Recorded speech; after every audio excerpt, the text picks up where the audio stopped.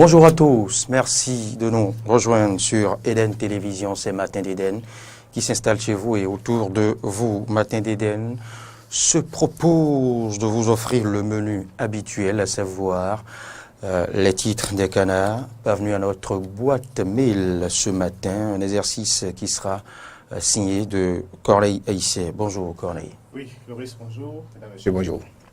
Après vous, ce sera Laurent Roland Tolinquez qui nous livrera l'essentiel de l'actualité au plan national. Bonjour Laurent. Bonjour Loris et bonjour à tous ceux qui nous suivent. Et pour la suite de votre émission, le conducteur de moto-taxi se prononcera, comme à notre bonne habitude, sur un sujet d'actualité. Derrière, ce sera le débat Faire croiser, qui, vous le savez, ce jour, c'est la journée mondiale sans tabac. Le débat sera bien à propos. On va s'intéresser à non seulement à cette célébration, mais nous tenterons de comprendre les méfaits du tabagisme sur l'organisme humain. L'exercice sera fait avec un cardiologue et qui aura en face de lui un journaliste spécialiste des questions de santé.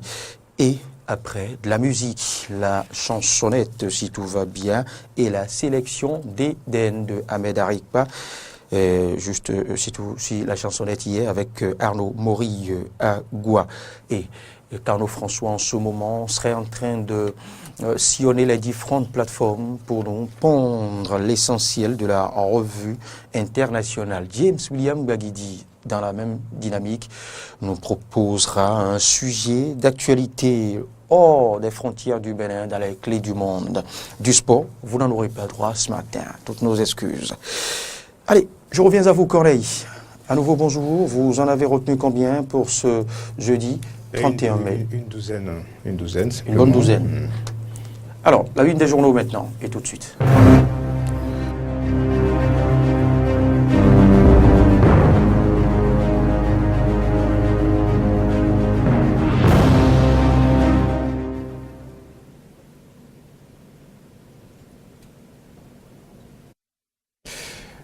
Encore une fois, bienvenue à toutes et à tous. La revue des titres ce matin d'Eden, comme d'habitude, le quotidien.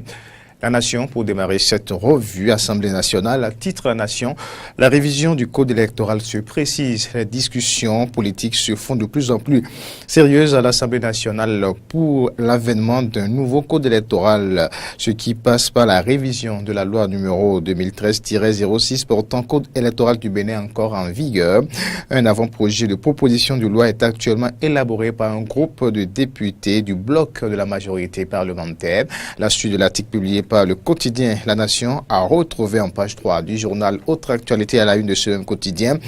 Hausse des prix des céréales, la DPCI explique, la direction de promotion du commerce intérieur, explique conception moderne de la beauté, les femmes noires entre snobisme et complexe. On va retrouver le témoin. Le témoin titre a fait Sonapra, laisse DG Jacob Ishola et 3 financiers sous mandat de dépôt. Le témoin aborde aussi d'autres actualités législatives de 2019.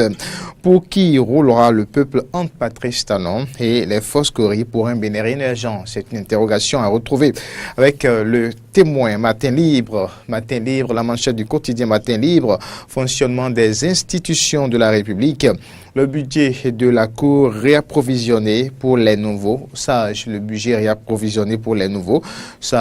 mort de poissons du lac Tao, une contre-expertise s'impose, titre Matin libre, une contre-expertise s'impose. Fraternité, lutte contre la corruption au Bénin, laisse DG Sonapra et 3 financiers écroués à la prison de Cotonou. La situation se complique pour Jacob Ishola, laisse DG Sonapra et son financier portés disparus. On reste avec Fraternité qui titre aussi pour incitation à la violence et à la rébellion. Lucien Médico, fixé sur son sort demain, menace sur les mangroves, anatomie d'un désastre écologique inquiétant. Des détails à retrouver dans la colonne du quotidien Fraternité. Le Martinal Pour continuer, pour poursuivre aussi, si vous voulez bien, cette revue des titres, le matinal présumé malversation. 4 responsables de l'ES, Sonapra et Koué. Enseignement technique et formation professionnelle, la Suisse prête. Main forte à Patrice Athanas, Guillaume Talon. Reste toujours avec le matinal qui titre aussi résultats d'analyse du drame du lac Tao. Michel Bocor et Dinoukon souhaitent une contre-expertise. Le Béninois libéré, classement sans suite du dossier d'appel d'offres pour l'acquisition de matériel roulant au profit du ministère du cadre de vie. Jean-Baptiste Elias fait forcer la main au parquet. C'est écrit par le Béninois libéré. Tribunal de commerce de Cotonou, Joseph Diobénon Descènes sont satisfaits aux actes. Le point média à présent, le quotidien point média, titre affaire surfacturation au ministère du cadre de vie. Micmac autour du dossier, le gouvernement et l'appareil judiciaire interpellés. L'affaire de surfacturation fait à nouveau des choux gras de l'actualité. La justice aurait conclu à un non-lieu pendant que Jean-Baptiste Elias, le président, de l'OLC, persiste ici. On va continuer avec Point Média qui titre aussi environnement pénitentiaire béninois.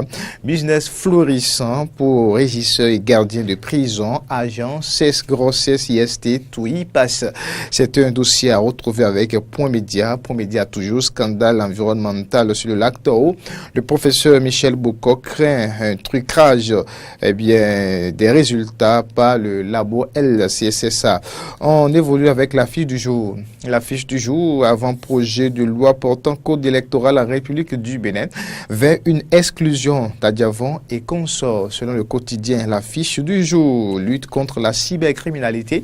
L'opération Rambo, déjà la fin. C'est une interrogation à retrouver avec la fiche du jour. La fiche du jour toujours, supposée non-lieu dans le dossier surfacturation au ministère du cadre de vie. Quand la rupture veut noyer l'affaire, la NLC persiste. Et si l'Afrique en marche, un autre quotidien de la place, l'Afrique en marche s'intéresse aussi au projet de loi sur le code électoral, projet de loi portant code électoral, le jeu dangereux de Talon et Rumbedi. Voici le plan pour écarter des opposants des législatives de 2019. Les détails à retrouver sur plusieurs pages du quotidien. La fiche du jour mentionne aussi à ça une recommandation du pape François. Le chef de l'État osera-t-il demander des comptes à Banamé? C'est une interrogation à lire avec Afrique en marche. Info plus, titre ce matin, information politique. Chez les Foscories pour un Bénin émergent, il y a eu entre bouffonnerie et faux serment.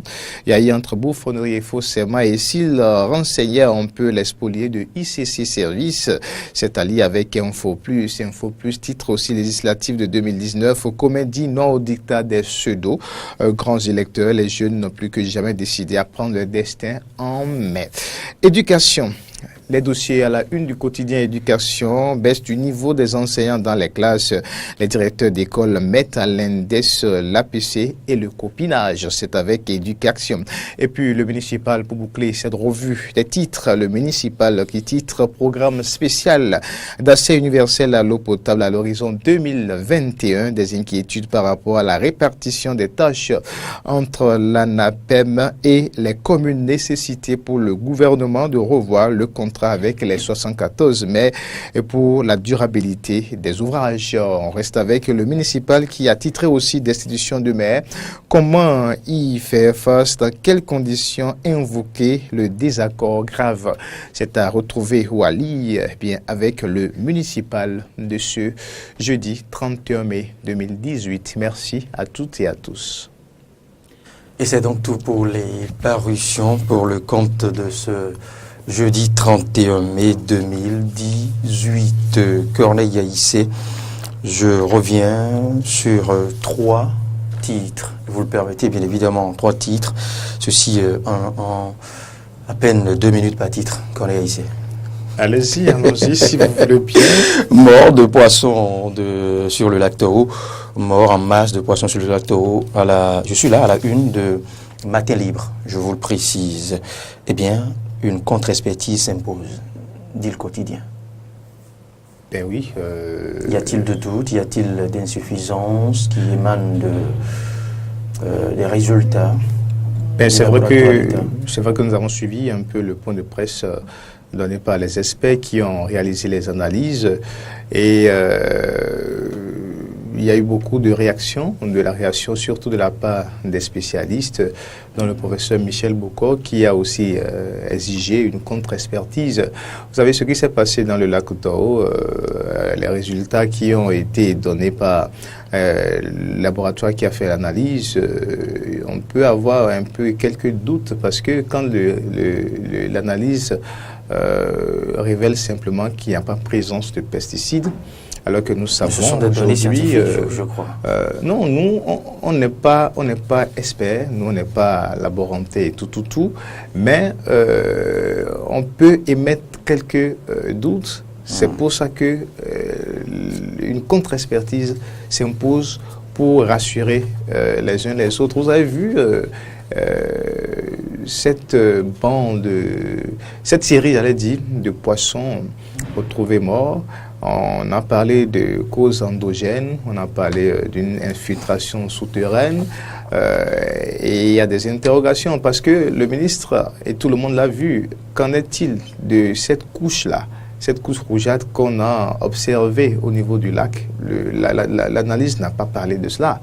Et ensuite, moi, personnellement, c'est moi qui parle ici, personnellement, quand on nous dit qu'on n'a pas retrouvé des traces de pesticides dans le lac, alors que nous savons aujourd'hui que nos sols, à 90% au Bénin, sont pollués par la présence de ces pesticides, que nous les utilisons abondamment et que ces pesticides se retrouvent aujourd'hui pratiquement dans toutes nos eaux. Et si les réactifs appliqués à l'échantillon relevé ne prouvent pas qu'il y a présence de pesticides, que voulez-vous que les scientifiques...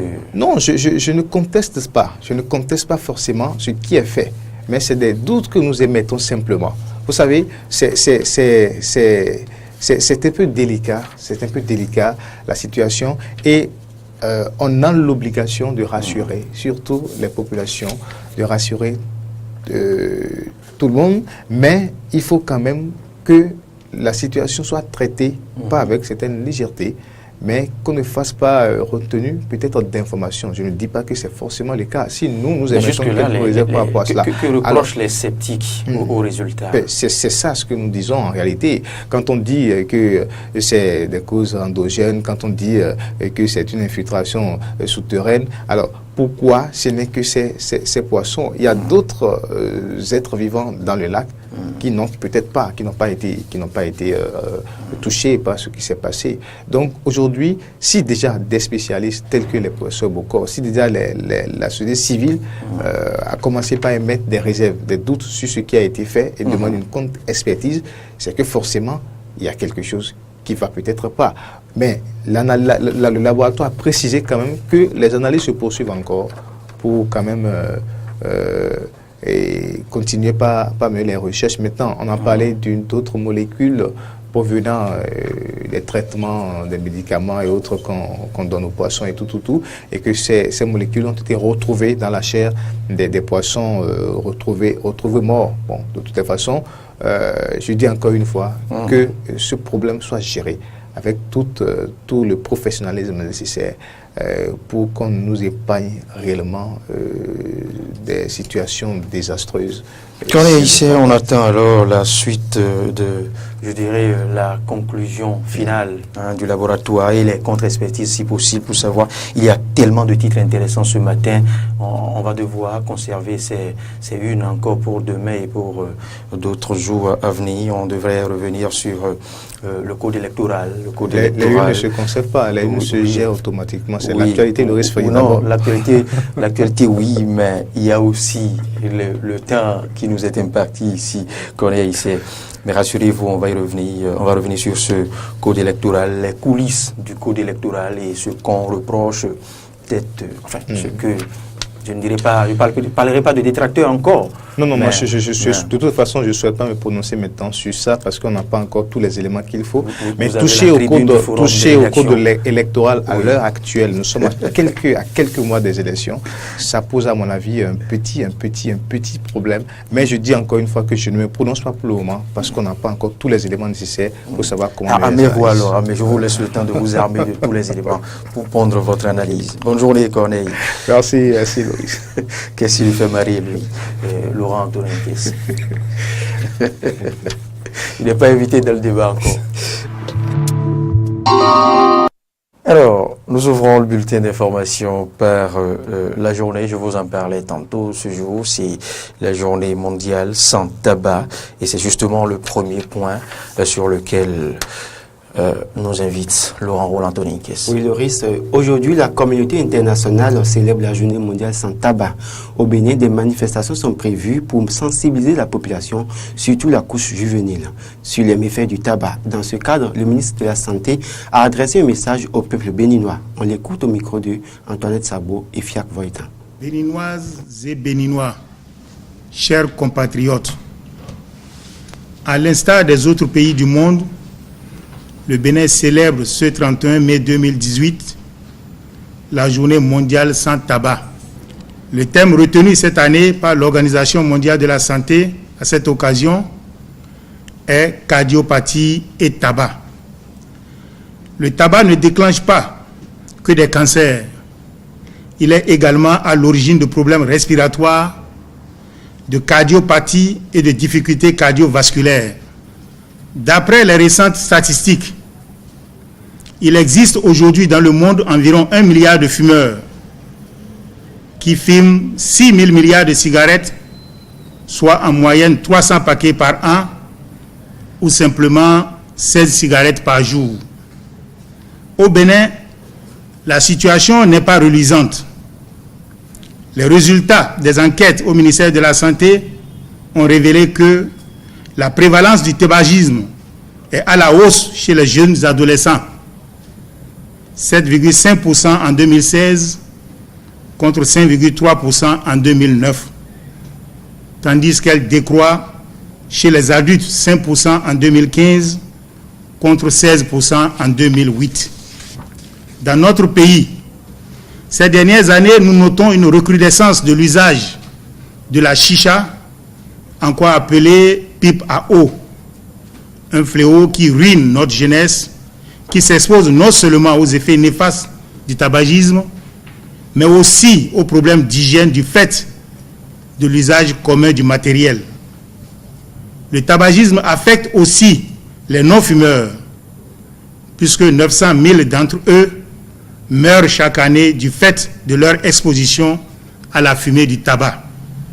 L'Organisation mondiale de la santé estime que d'ici 2020, le tabac sera la principale cause de décès et d'incapacité, avec plus de 10 millions de victimes par an.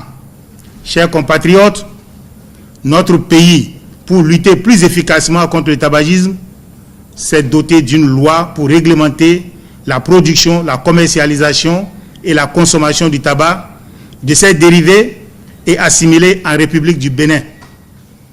La contrebande des produits du tabac sera davantage combattue grâce à la ratification du protocole pour éliminer le commerce illicite du tabac qui est actuellement en étude à l'Assemblée nationale.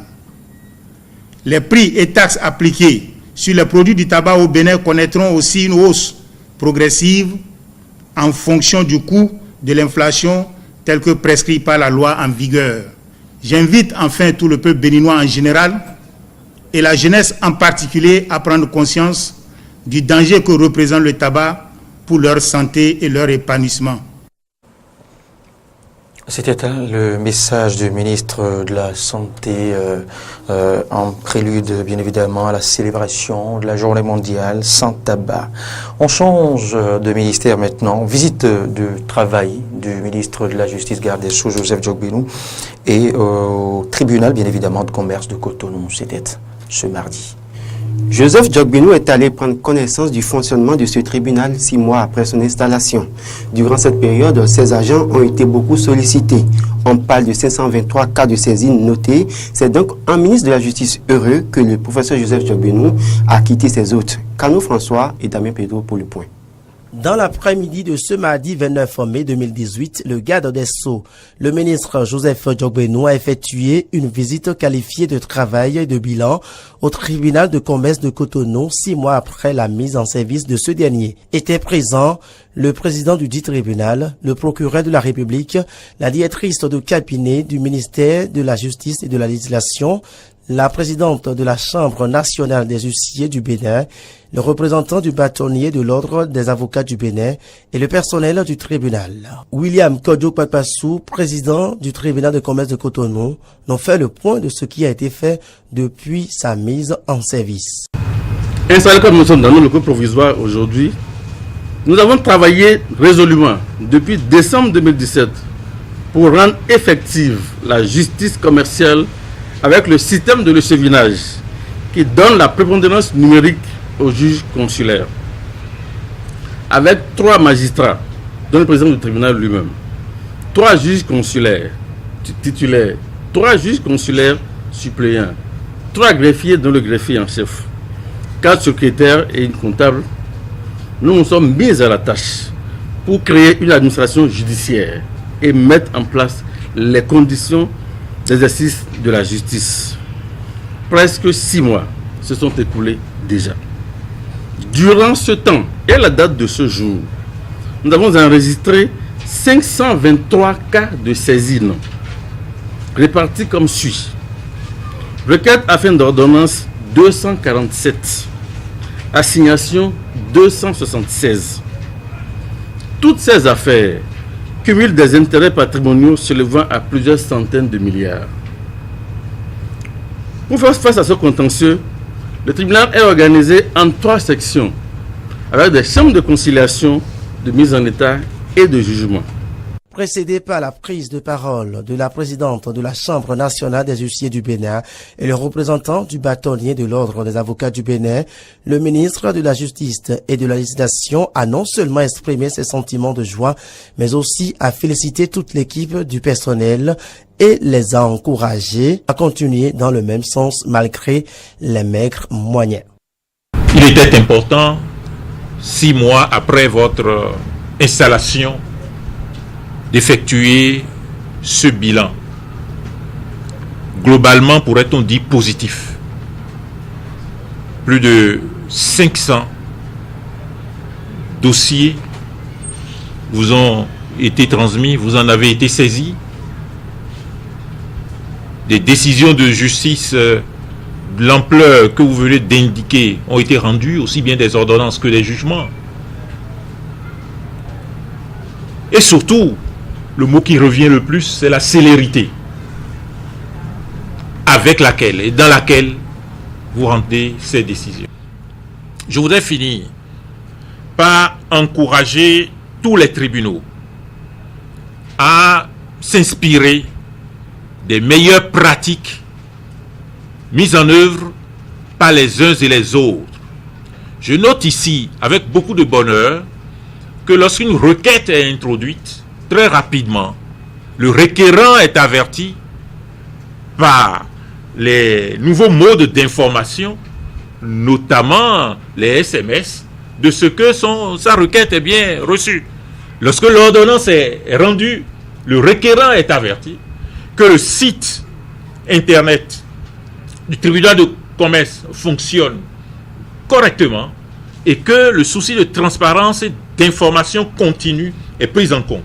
C'est à cela que j'appelle, et c'est sur cet appel qu'encore une fois je vous adresse les encouragements du gouvernement, du président de la République, et vous rassure de ce que l'accompagnement sera continu, quelle que puisse être la situation, le tribunal de commerce étant une priorité compte tenu du dynamisme que le gouvernement entend impulser aux activités commerciales dans notre pays, dont le règlement des conflits constitue l'un des axes majeurs. 6 mois de travail pour un bilan positif dans les locaux provisoires. Il urge que le gouvernement pense à octroyer au tribunal de commerce de Cotonou ses locaux définitifs afin de lui permettre d'être encore plus efficace pour le bonheur des justiciables. Loin du droit maintenant, parlons culture. Plus précisément, de l'exposition photo sur le thème « Femmes de l'eau ». Cela se passait à Ganvié. Dans le cadre de la mise en œuvre... Dans le cadre de la mise en œuvre du projet phare du gouvernement intitulé « Réinventer la cité lacustre de Ganvié », l'Agence nationale de promotion des patrimoines et de développement du tourisme ANPT projette du 29 mai au 29 juillet 2018 « Femmes de l'eau », une exposition photo, vidéo de la photographe camerounaise Angèle Etoundi et Samba. Le lancement officiel s'est déroulé ce mardi à Ganvié. Cité lacustre de Ganvié ce mardi 29 mai 2018. Nous ne sommes pas en touriste, mais pour une exposition. Il s'agit en effet de l'exposition photo sur le thème Femmes de l'eau, un projet qui est né d'un constat de la Camerounaise Angèle Etoundi et Samba en 2012. Forcément, j'ai voulu voir Ganvié et quand je suis arrivée à Ganvié, j'ai été complètement subjuguée, en extase de voir déjà la beauté de ce lieu sur l'eau. Et j'ai eu l'impression, le sentiment que Ganvié était porté par les femmes. C'est les femmes que je voyais travailler, c'est les femmes que je voyais partout. Et j'ai décidé de faire un véritable travail donc, sur les femmes de Ganvié. Ces femmes qui portent la cité lacustre, ces femmes actives, ces femmes qui se battent. Et pour montrer ça au reste du monde. Elle reviendra en 2013 pour une résidence artistique. Durant un mois, elle se rendra tous les jours à Ganvié pour échanger avec les femmes dans le seul but de concrétiser son rêve malgré les difficultés. Les femmes de la cité lacustre, en pleine activité, seront donc photographiées durant tout son séjour. L'exposition photo de ce jour valorise donc ces femmes, ce dont se réjouit Dine Bouraïma, président du consortium Tourisme Pamilien au Bénin. C'est un travail professionnel, c'est un travail fouillé. Et quand vous voyez les photos, vous voyez les détails dans les photos. Et ces photos montrent réellement la détermination. Elles montrent vraiment que nos femmes béninoises sont véritablement des Amazones. Des Amazones pas seulement sur le plan guerrier, mais également sur le plan de l'économie. Parce que ce sont les femmes qui font véritablement l'économie de cette Venise africaine que vous connaissez. Je voudrais profiter de l'occasion que vous me donnez pour remercier le gouvernement pour avoir initié cette exposition. Parce que c'est la première fois que moi je vois dans une exposition des personnes qui sont impliquées à une exposition, elles sont présentes. Une fois découverte pour son travail magnifique qui met en valeur la cité lacustre de Ganvié, Angèle Etoundi et Samba bénéficient désormais de la confiance du gouvernement béninois. Son travail entre dans le cadre de l'appropriation du projet Réinventer la cité lacustre de Ganvié. Après 2 mois d'exposition de ses photos et vidéos, elle travaillera au suivi des différents projets de transformation de Ganvié. Ce que nous explique ici José Plia, directeur de l'Agence nationale de promotion des patrimoines et de développement du tourisme ANPT. Donc sur chacun des aspects qui sont dans l'étude de faisabilité de transformation de Ganvié, elle va vraiment de manière très méthodique filmer. Par exemple, le travail sur la jacinthe d'eau. Aujourd'hui, elle est invasive, elle va prendre des photos, il y en a déjà ici. Elle va vraiment faire des photos et puis on verra comment le même plan d'eau qui jusque-là était envahi par la jacinthe d'eau est devenu désormais un plan d'eau dégagé parce qu'il y a eu des travaux d'aménagement qui ont été faits, etc. etc. C'est vraiment un travail de suivi des chantiers, du chantier de reconstruction de la cité lacustre de Ganvié qu'elle va faire. Ainsi, avec Angèle Etoundi et Samba, les générations futures pourront avoir les photos de la Venise africaine avant, pendant et après sa transformation. Volet dans ce bulletin d'information, le président de la HAC, la Haute Autorité de l'Audiovisuel et de la Communication, a reçu plusieurs organisations fêtières de la presse. Elles ont nom UPMB, Union des professionnels des médias du Bénin, CNPA, Conseil national du patronat de la presse et de l'audiovisuel du Bénin. Avec Adam Bonitessi, les représentants ont sans surprise évoqué la suspension de la Nouvelle Tribune, journal interdit de publication à cause de la violation du Code de l'information et de la communication engendrée par l'usage de propos injurieux envers le chef de l'État. Les membres de l'UPMB et du CNPA expriment une gêne au sujet de cette mesure conservatoire et souhaitent que la mesure soit revue par l'institution. Fréjus Séoulan et Fréjus Fiossi pour les propos recueillis. On vous remercie. Grosso modo, nous avons parlé de 7 thématiques qu'on a discuté avec le président et les conseillers qui concernent un peu la corporation. On a parlé du fonds, de l'aide de la presse. On a parlé par exemple de la carte de presse, les cartes de presse qui sont disponibles pour consacrer un peu qui est corporate des médias dans le pays. On a aussi parlé dossier brûlant que vous connaissez tous, à savoir le dossier de Vincent Follet. Dans cette matière, nous avons clairement notifié le président de la RAC combien de fois nous sommes gênés et nous souhaiterons que cette mesure soit très vite revue au niveau des conseillers lors de la prochaine plénière pour qu'une suite diligente soit donnée à cette question-là. Donc l'un dans l'autre, on a aussi parlé par exemple du déclassement de la presse de notre pays par rapport à RSF et on a fait les mises au point nécessaires. Je crois que ça a été une séance assez fructueuse où nous avons porté de façon éloquente un peu notre voix en ce qui concerne tous ces dossiers, mais notamment de cette nouvelle tribune où nous avons cité la responsabilité. Nous avons montré combien de fois et nous souhaiterons qu'à l'avenir, la procédure soit différente. Voilà. La RAC, c'est notre structure de base, c'est notre maison. Vous savez, le père de famille ne peut pas chasser, diaboliser ou disons excommunier un enfant aussi longtemps que ça. Donc quand un enfant est fautif, on l'appelle, on le ramène à l'autre, on lui fait les mises en garde nécessaires et on le reprend de la maison. C'est ça que nous sommes devenus défendre au niveau de la RAC. Nous allons faire le constat de dégradation avancée d'une rue. Il s'agit de la dégradation de la voie passant devant le ministère de l'Agriculture, de l'Élevage et de la Pêche. Circuler sur le dit tronçon est compliqué en cette saison pluvieuse. Antoine Sagbo et Fiac Voitan sont allés faire le point. Sur ces images, vous voyez les difficultés auxquelles sont confrontés les conducteurs de motos comme de véhicules qui empruntent la voie passant devant le ministère de l'Agriculture, de l'Élevage et de la Pêche. Auparavant bitumée, cette voie a connu une dégradation avancée constituée de crevasses et pire, des flaques d'eau en saison pluvieuse qui empêchent la libre circulation. Ces usagers de la route sont obligés de circuler en prenant des contournements pour éviter que leurs moyens roulants ne soient endommagés. Une situation qui nous semble préoccuper les autorités gouvernementales. Il faut noter que CETAS, c'est d'accès pour plusieurs ministères des entreprises publiques et privées, tels que le ministère des Finances, du Plan, des Affaires étrangères, l'Office de radiodiffusion et télévision du Bénin ORTB et d'autres. Malgré le son d'alerte des usagers de la route, ce tronçon serait abandonné à son sort. Et l'on se demande à quand les travaux pour réhabiliter cette infrastructure. En attendant le démarrage de ces travaux, les usagers se contentent du calvaire de cette voie située au cœur de Bellevilla. Et c'est donc ici que nous mettons un terme à ce bulletin d'information. Laurent Roland-Toninquez, bonne journée, merci. Bonne journée Floris et bonne journée à tous ceux qui nous suivent.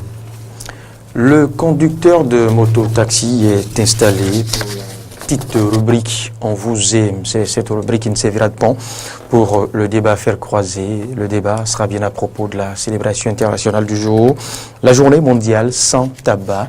Et je vous en parlais, l'exercice sera fait avec un spécialiste des questions de santé. Il est journaliste sur une chaîne de télévision de la place. Il aura en face de lui un médecin cardiologue qui, les deux, nous aideront bien évidemment à comprendre les méfaits du tabagisme sur l'organisme humain. Mais avant, les émigrants nous parlent. Maintenant, il y a eu, mais il y a assis. Tout le y a assis maintenant. Je m'appelle Yerounou Pascal. Je viens de Tokpa-Domé. C'est la commune de Pomassé. Nous faisons à peu près 22 km de Ouida. J'ai commencé ce métier ça fait au moins 12 ans. Les voies Ouida, Pomassé, à Tokpa-Domé, vraiment, nous souffrons. Gravement souffrons même. Si tu as roulé ça jusqu'à le soir, à peu près si on te donne à manger, mais tu ne peux pas manger. Parce qu'on n'a même pas bon voie chez nous ici. Ainsi, Ouida, Pomassé, ça fait 12 km. 12 km, si la voie est bien, au moins tu fais au moins 15 minutes, tu y arrives. Mais présentement où nous sommes, tu peux avoir au moins dans 30 minutes à 45 minutes. Même si tu as transporté une maladie pour venir à l'hôpital de zone ici, la maladie peut mourir sur la route. Ce n'est pas bon. Nous demandons les maires et les autorités de Ouida et Pomassé de collaborer, de voir notre état de route pour nous. Pardon, nous on n'a rien maintenant pour faire. Il n'y a pas une société dans ces communes, ainsi que Ouida, Bamassé, aucune société n'est vue. Donc c'est dans ça que nous débrouillons pour manger. Est-ce que vous voyez? Donc maintenant nous demandons les autorités pour nous aider pour la route. S'il y a un bon voie, non, nous aussi on peut débrouiller pour ça, pour un petit pain, on peut nourrir nos petites familles. Mais aujourd'hui, c'est grave.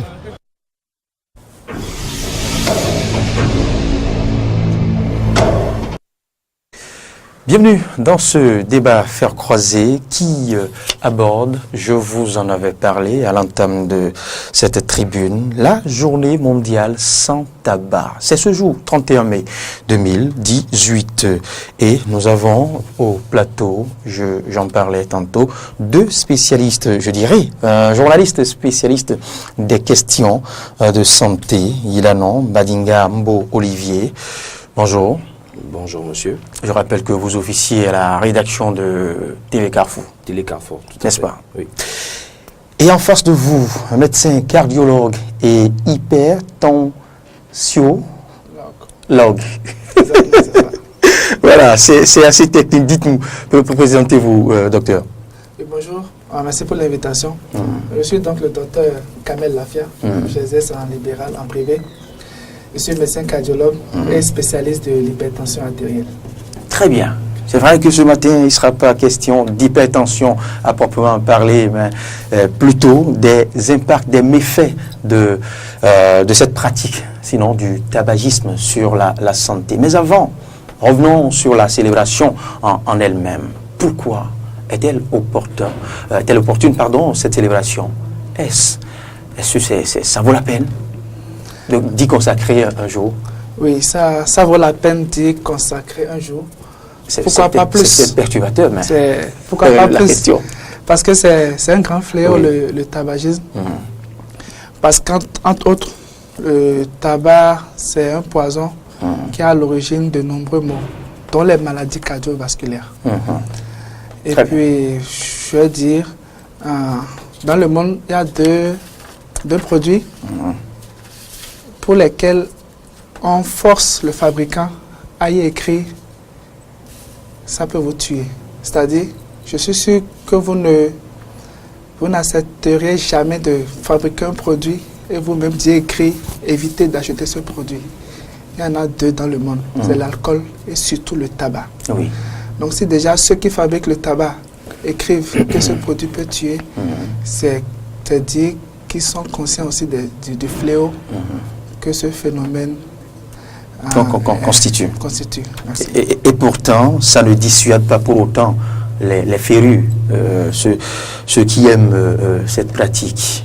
Mon cher Badinga Mbo Olivier, vous êtes du desk santé au niveau de la chaîne sœur TVC. Oui. Comment appréhendez-vous la célébration du jour?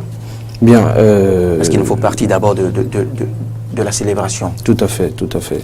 Bien, je vous remercie déjà pour l'invitation et l'opportunité qui nous est donnée d'en parler devant les caméras. Je pense qu'en matière de sensibilisation, on en parle peu, même si, comme le docteur disait tout à l'heure, sur des paquets de cigarettes, on voit souvent des avertissements. C'est une forme de sensibilisation, mais une sensibilisation plus ou moins amorphe ou bien aphone. Pour ce qui est de la journée mondiale sans tabac, c'est une opportunité qui est toujours donnée aux organismes internationaux, notamment au gouvernement, de communiquer sur les dangers du tabagisme, puisqu'il s'agit du tabac, sur les dangers du tabagisme. Alors, je pense qu'il faudrait centrer les débats sur les portées, les objectifs fixés par cette journée qui a lieu chaque année. Donc, je pense que le thème retenu cette année, pour cette 21e édition, tabagisme et cardiopathie, si je ne me trompe pas. Donc les maladies cardiovasculaires, c'est pour montrer justement l'étendue des dégâts que cause le tabagisme dans le monde. Voilà. Alors, je reviens au docteur Lafia. Abordons maintenant à proprement parler les méfaits? Puisqu'on l'a dit, c'est exigé qu'on inscrive sur les étiquettes et autres le tabac tue, le tabac nuit gravement à la santé, mais ça ne dissuade presque pas. C'est vrai. La pratique continue et prend même de l'ampleur. Alors, à quoi devrons-nous nous attendre? Que dire aux férus, à ceux qui pratiquent le tabagisme, à ceux qui fument, à ceux qui n'ont de cesse de fumer? Okay, merci pour votre question. D'entrée de jeu, je dirais, moi, à titre personnel, je crois qu'il faut changer d'approche. Parce que c'est vrai, c'est bien de sensibiliser, on va continuer à le faire autant que faire se peut. Mais il faut changer d'approche et informer surtout ceux qui s'adonnent à cet acte-là. C'est d'ailleurs pour ça que je vous remercie d'avoir initié cette émission. Pour ce qui est des méfaits du tabac, il faut savoir que le tabac, comme je le disais, c'est un fléau qui touche tous les organes du corps. C'est la première cause de cancer du poumon, étant donné que le tabac, la fumée qui est inhalée va directement dans les poumons, donc c'est la première cause de cancer de poumon. Ce tabac peut causer des cancers ORL, c'est-à-dire au niveau de la gorge, puisqu'on fume, au niveau de la vessie. Et pour m'appesantir sur les maladies cardiovasculaires, le tabagisme a été démontré comme une des premières causes de maladies cardiovasculaires. Parce que cette fumée de tabac contient des substances nocives qui vont agresser directement les artères de l'organisme. Les artères, c'est des sortes de tuyaux qui conduisent le sang dans l'organisme, vont altérer directement le cœur. Et quand j'aime faire cette image, quand je fais comme ça, là, vous savez ce que je compte là? Non, pas précisément. C'est le nombre de décès non. Dans le monde de maladies cardiovasculaires. C'est-à-dire une personne meurt toutes les 2 secondes d'une maladie cardiovasculaire. Toutes les 2 secondes? Toutes les 2 secondes d'une maladie cardiovasculaire. Toutes les 4 secondes d'une hypertension artérielle. Et l'une des causes, l'un des comportements qui explique ces maladies cardiovasculaires, ces cardiopathies, c'est le tabagisme. C'est pour ça que je crois qu'il fallait y consacrer une journée et ce thème vient à point nommé pour sensibiliser encore nos frères qui s'adonnent à cet acte-là. Donc, il y a les maladies cardiovasculaires que le tabac peut entraîner, les cancers, je le citais. Et à plus ou moins long terme, il y a forcément des problèmes au niveau cérébral. Parce qu'il faut savoir que partout où ira ce produit toxique, les conséquences s'en ressentiront. Ça, c'est clair. Donc, c'est ce qui est dommage en fait. Les conséquences peuvent survenir sur tous les organes du corps humain. Et pour finir, je dirais juste que le tabac vieillit les artères de 15 ans. C'est-à-dire qu'un jeune qui a 30 ans qui fume, c'est vrai qu'il a l'âge d'avoir 30 ans. Mais si on doit explorer ses artères, ses organes, c'est comme si c'était ceux de quelqu'un de 40, 45 ans. Ah oui. Voilà. Donc ça, c'est vraiment pour être technique, pour être précis sur les méfaits du tabagisme. Dis donc. Donc, on retient pour ce que vient de dire le docteur, un petit récapitulatif, le tabac tue un homme toutes les 2 secondes. Non, le tabac est responsable de cardiopathie. Oui. Cardiopathie qui tue un homme toutes les 2 secondes. 2 secondes dans le monde entier. Dans le monde. Oui, c'est la première et cause la de pratique mortalité. du tabagisme vieillit, vieillit les artères de 15 ans. De 15 ans. De 15 ans. Ah oui. Et les conséquences sont ubiquitaires, la gorge, les cancers de la gorge, les cancers du larynx, les cancers du poumon, les cancers de la vessie. Parce que la vessie, elle est tout en bas. Alors qu'on se dit qu'on inhale la fumée tout en haut. Mais les complications sont vraiment ubiquitaires, comme je le disais. Et c'est pour ça que c'est très important d'y penser par 4 fois. Pas 2 fois, par 4 fois avant de s'y adonner. Avant de s'y mettre. Oui. Badinga Olivier, vous venez de suivre le docteur Lafia. Oui. Il est indéniable que le monde dans lequel nous vivons n'est plus du moins le jardin d'Éden, vous me permettez le jeu de mots. Il y a de nombreuses maladies, il y a de nombreuses causes de maladies, et le tabagisme est la première cause plusieurs cas de mort dans le monde. Et il faut en parler. Il faut en parler parce que c'est un phénomène, c'est un fléau. Un fléau que nos gouvernements, que les gouvernants du monde ont du mal à ralentir, justement parce que c'est un véritable puits économique. Parce que derrière tout ça, il y a de l'argent. Et quand il y a de l'argent, c'est difficile de trancher la part en deux. On trouve toujours des compromis. Comme je disais, aujourd'hui, nous sommes à la 21e édition de la Journée mondiale sans tabac.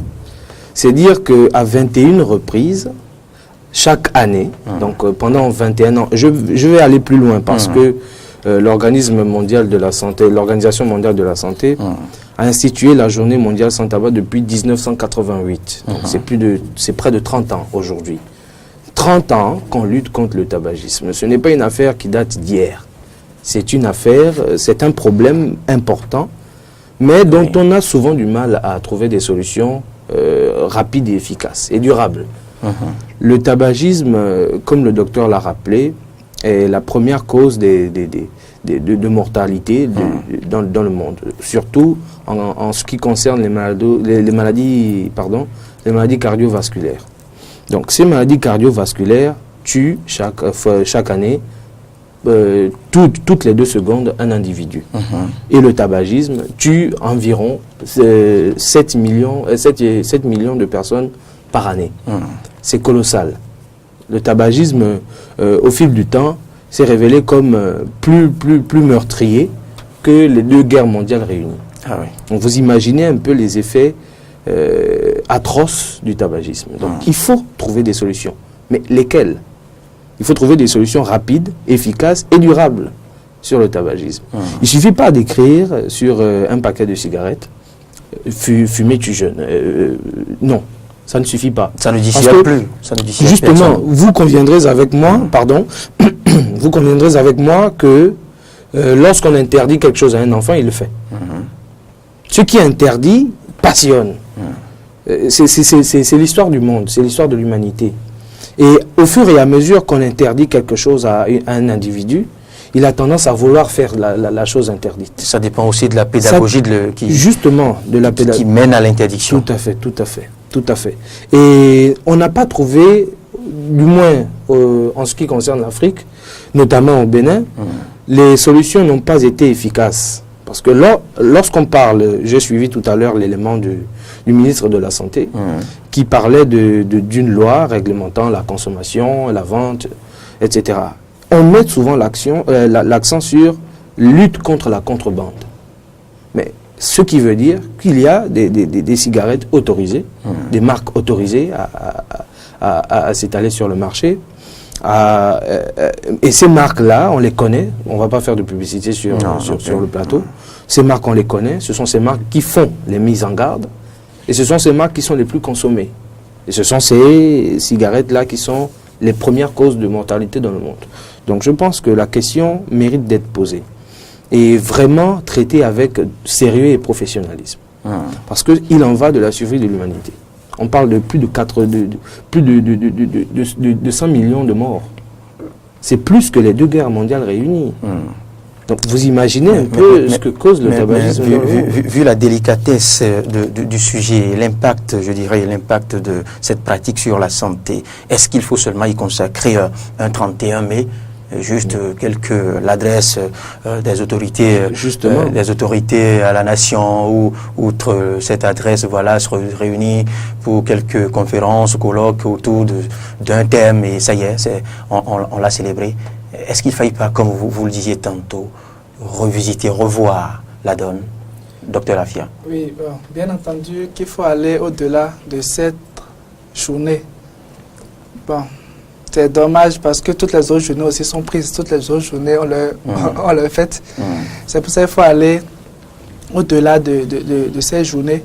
Et surtout, commencer par... je crois que les parents ont aussi un fort rôle à jouer.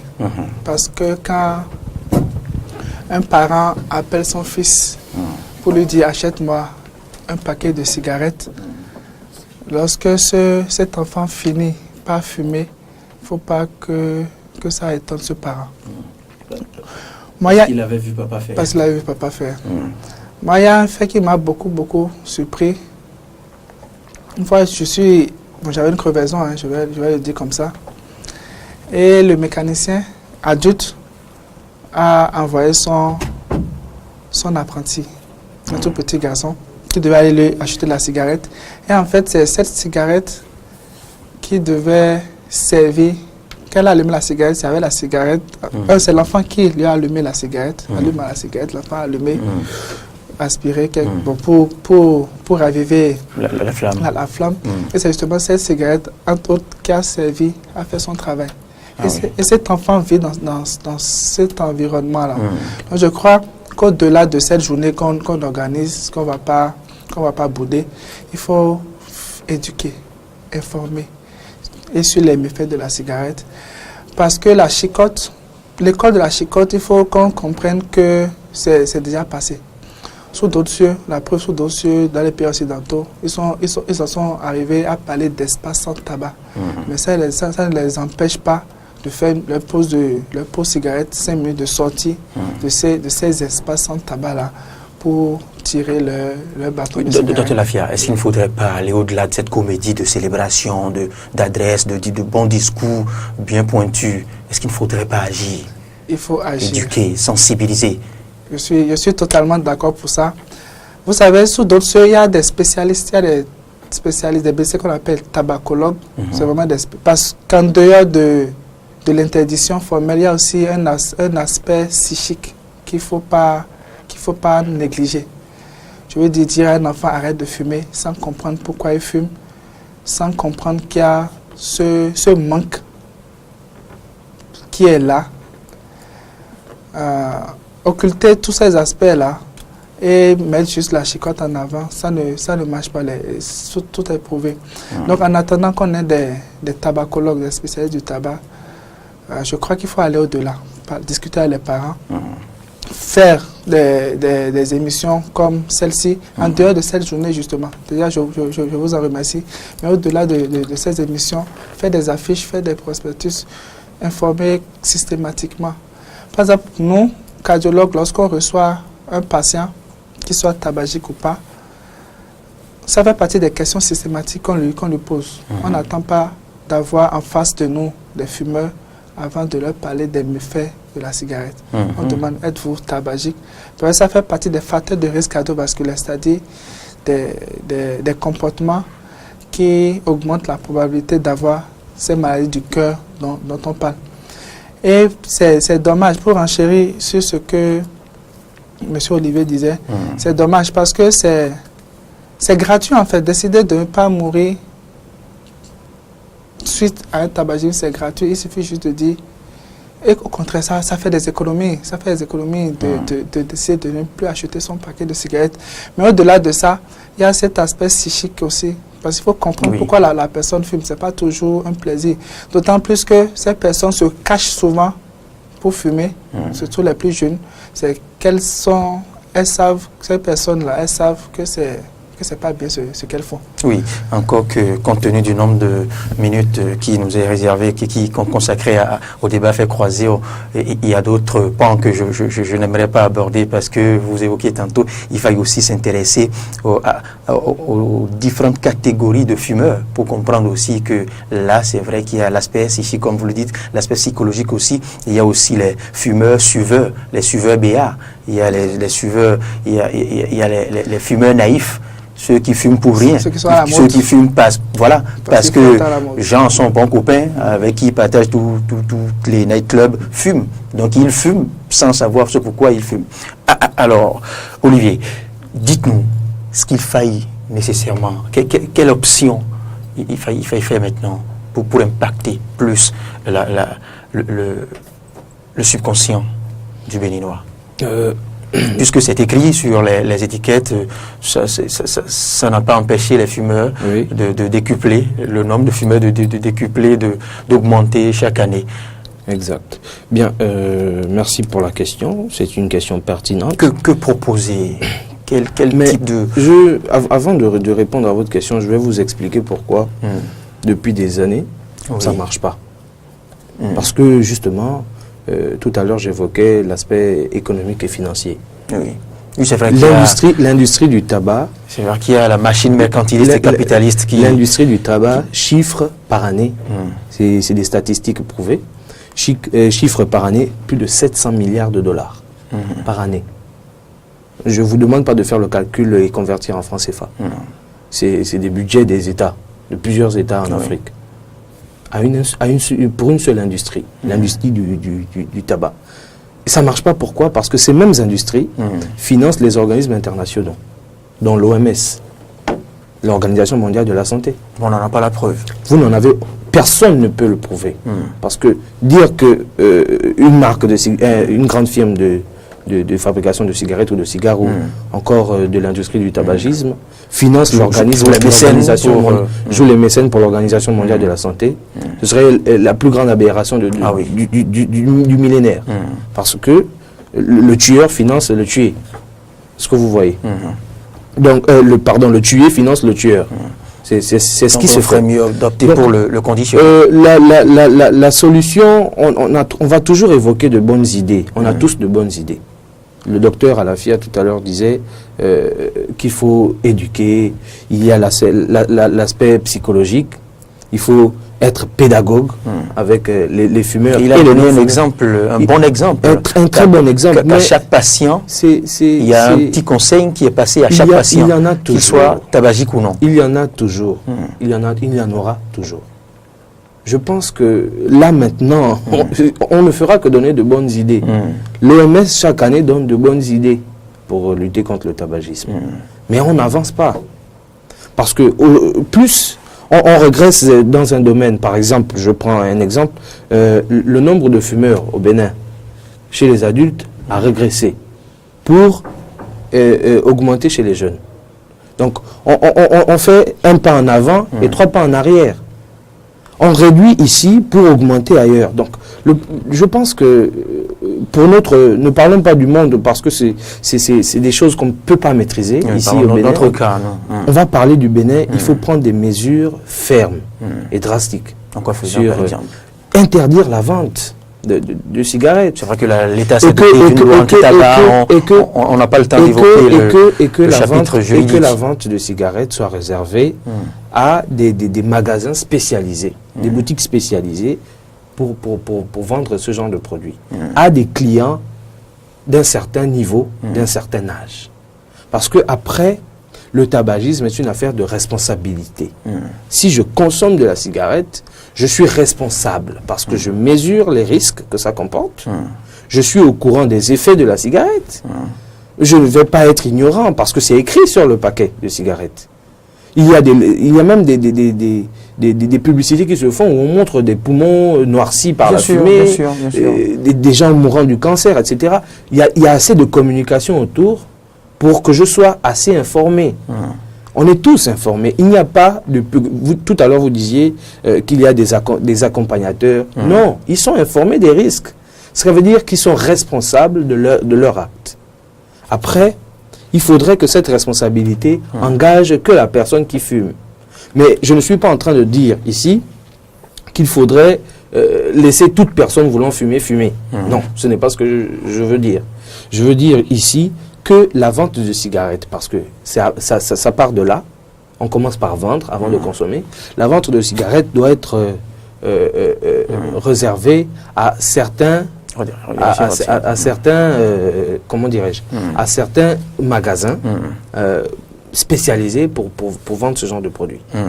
Et que la cigarette soit vendue à des personnes qui viennent, par exemple, aux États-Unis, vous constaterez que pour acheter un paquet de cigarettes, il faut amener sa carte d'identité. En Afrique, au Bénin en particulier, on envoie, comme il disait tout à l'heure, on envoie des enfants acheter des cigarettes. Oui. Le vendeur ne s'en inquiète pas. Est-ce que c'est l'enfant qui va consommer la cigarette? Est-ce que c'est pour quelqu'un qui l'a envoyé? Et si c'est la personne qui l'envoie, c'est une forme d'éducation aussi.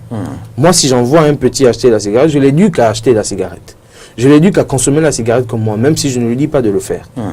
Donc, il y a ça. Le faire un jour. Justement, il faut que les mesures soient prises et que les sanctions soient également prises contre ces personnes qui vendent des cigarettes à des mineurs, à des personnes irresponsables qui ne peuvent pas répondre directement de leur vie parce qu'un mineur répond de ses parents. Parce qu'on a vu l'État engagé à travers Pangea 9 la lutte contre les faux médicaments. Pourquoi ne pas déclencher une telle opération contre tous les petits points de vente de cigarettes, nos frères d'un pays d'à côté qui traînent les pousse-pousse qui vendent de cigarettes dans tous les coins de rue.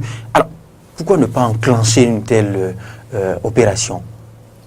Oui, je crois ce serait vraiment salutaire. C'est des propositions qu'on fait, bien entendu. Mais je crois qu'aucune mesure ne sera de trop. Comme pour l'atteinte de tout objectif, on va devoir faire de petits pas en avant pour atteindre l'objectif, le but final. Cette opération, lorsqu'elle adviendra, sera salutaire. Mais je crois qu'au-delà de tout ça, il faut quand même faire un grand travail auprès des plus grands, des adultes, des parents, parce que leurs actes sont totalement enregistrés par leurs enfants. Papa a fait moi-même, il y a de fortes chances que je le fasse. Les études ont montré, parce qu'au-delà du tabagisme dont on parle, qui est le plus souvent le tabagisme actif, il y a aussi le tabagisme passif dont on ne parle pas. Et qui est le plus souvent plus dangereux même. C'est-à-dire quand vous êtes dans un environnement... de ceux qui sont exposés. Exactement, dans un environnement de fumeurs. Non seulement ils reçoivent la fumée de la cigarette, mais ils reçoivent aussi les déchets afin que la personne a rejeté. Donc c'est aussi un phénomène qu'il ne faut pas oublier. C'est pour ça que je crois qu'en dehors de ce travail qui sera fait sur le tabagisme actif, il faut éduquer la population. L'augmentation des prix des paquets de cigarettes pourrait avoir pourquoi pas un effet. Voilà. Pourquoi pas Et exiger effectivement que... Augmentation sensible même. Sensible, tout sensible. Parce qu'on est pauvre, ça c'est vrai, mais il faut peut-être utiliser à bon escient cette pauvreté-là. Parce que c'est les plus pauvres qui récoltent les pots cassés, qui n'arrivent pas à se soigner, ça c'est clair. Et aussi, je crois, moi j'ai déjà vu sous d'autres cieux, le vendeur refusait catégoriquement de vendre ce paquet de cigarettes parce que c'était un mineur qui était là. Là, de sa pièce d'identité, le mineur n'en avait pas, il a dit je refuse. Et si le mot est vraiment passé, c'est en ça que la loi pourrait peut-être aussi avoir un effet dissuasif, mais aucune solution n'est de trop. Pour notre part, pour votre part aussi, à travers des émissions comme ça, nous allons continuer à sensibiliser autour de nous, à expliquer, en espérant que ce changement de comportement-là viendrait le plus tôt possible. Voilà. J'ai voulu que ces échanges prennent une allure plus éducative et non juridique. On aurait pu nous consacrer à la loi cadre de l'OMS, à la loi anti-tabac votée à l'Assemblée nationale du Bénin. Mais non, j'ai voulu qu'on aborde davantage la portée éducative de cette célébration, les propositions à faire à l'exécutif pour recadrer un peu ce domaine. Et le docteur vient de proposer tout à l'heure la hausse du prix. C'est l'une des mesures. Je pense que c'est une mesure sensible. Oui. Et là, il faudra aussi veiller à ce que la contrepartie soit versée à la trésorerie nationale. Parce qu'il ne faudrait pas hausser le prix pour faire plaisir aux promoteurs étrangers qui ne contribuent qu'à nuire davantage à la santé des citoyens. Je pense que cette mesure est forcément dissuasive. Les pauvres sont les plus grands consommateurs de cigarettes. Oui. Parce que ça coûte pas cher. Ça coûte pas cher l'achat, mais le traitement coûte bien cher. Le traitement coûte bien cher, c'est tout le paradoxe. C'est là le paradoxe. Donc, si on augmente les prix des paquets de cigarettes, forcément, les gens ne viendront pas acheter un bâton de cigarettes. En tout cas, pas tout le monde. À l'époque, pas tout le monde. Oui. Certainement, pas tout le monde. Mais si ça ne coûte qu'un sachet de Gary... Si ça ne coûte que 25 francs, par exemple, ça ne coûtait que 25 francs à l'époque, et que maintenant vous passez le prix à 150 francs le bâton, c'est clair que ça va réduire le nombre de fumeurs, et ça peut amener progressivement à une solution, à de meilleurs jours concernant justement le phénomène du tabagisme. Maintenant, vous parliez tout à l'heure de fonctions éducatives. Oui. Je vous en remercie. C'est une très belle proposition. Parler ici des textes qui réglementent le tabagisme, les téléspectateurs ne comprendront pas. C'est vrai.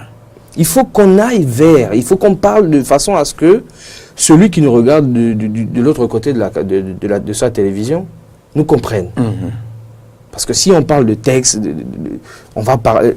On a un cardiologue sur le plateau. Si le cardiologue commence à nous à rentrer dans les arcanes de la médecine, on va être perdu. C'est clair. Parce que il faut parler des choses qu'on peut comprendre et les gens comprennent que le tabac tue. Il faut parler dans ces termes. Le tabac tue, mesdames et messieurs. Des termes accessibles à tous les esprits. Et il faut en prendre conscience. Il faut en prendre conscience. On parlait tout à l'heure d'espace fumeur. Moi, j'ai fait un détour pour la petite histoire. J'ai été au Ghana. Au Ghana, vous n'achetez pas une cigarette dans la rue et vous fumez dans la rue. C'est interdit. Dans la rue? On vous prend, on vous enferme. C'est oui. vérifiable. Vous ne prenez pas ainsi. C'est difficile de s'en procurer. J'ai des amis fumeurs. C'est difficile de s'en procurer. Vous sortez de chez vous, vous voulez vous en procurer un bâton de cigarette, c'est difficile parce que ce ne sont pas tous les vendeurs qui en vendent. Ce ne sont pas tous les boutiquiers qui en vendent. Et quand vous en trouvez un qui vend de la cigarette, vous ne l'allumez pas, votre cigarette, vous ne l'allumez pas dans la rue. Parce qu'il ne faut pas faire fumer les autres. C'est la loi. Il ne faut pas faire fumer les autres. Donc, si des mesures comme ça peuvent être prises au niveau du Bénin, parlons du Bénin, si ça peut être, des mesures de ce genre peuvent être prises au Bénin, ça va réduire considérablement le nombre de fumeurs. Si on peut avoir des espaces clos, pro-fumeurs d'un certain âge, parce que là encore, je parle dédiés aux fumeurs. Dédiés aux fumeurs. Oui. Excusez-moi, pour éviter également de faire fumer autrui. Parce que le docteur l'a si bien rappelé, c'est un fait. Fumer à côté d'une personne, vous qui fumez, vous pouvez mourir moins rapidement que la personne qui est à côté. C'est vrai, le fumeur même. Le fumeur peut mettre du temps à vivre et la personne qui fume passivement part rapidement. Ça a été prouvé. Je ne vais pas voler la vedette au docteur, mais il vous dira certainement la même chose. Donc, c'est des faits. Il va falloir prendre des dispositions, il va falloir prendre des résolutions fermes sur le sujet. Le tabagisme est un fléau et qui n'est plus à démontrer. Ça fait des années que ça dure. Nous sommes à la 21e édition de la Journée mondiale sans tabac.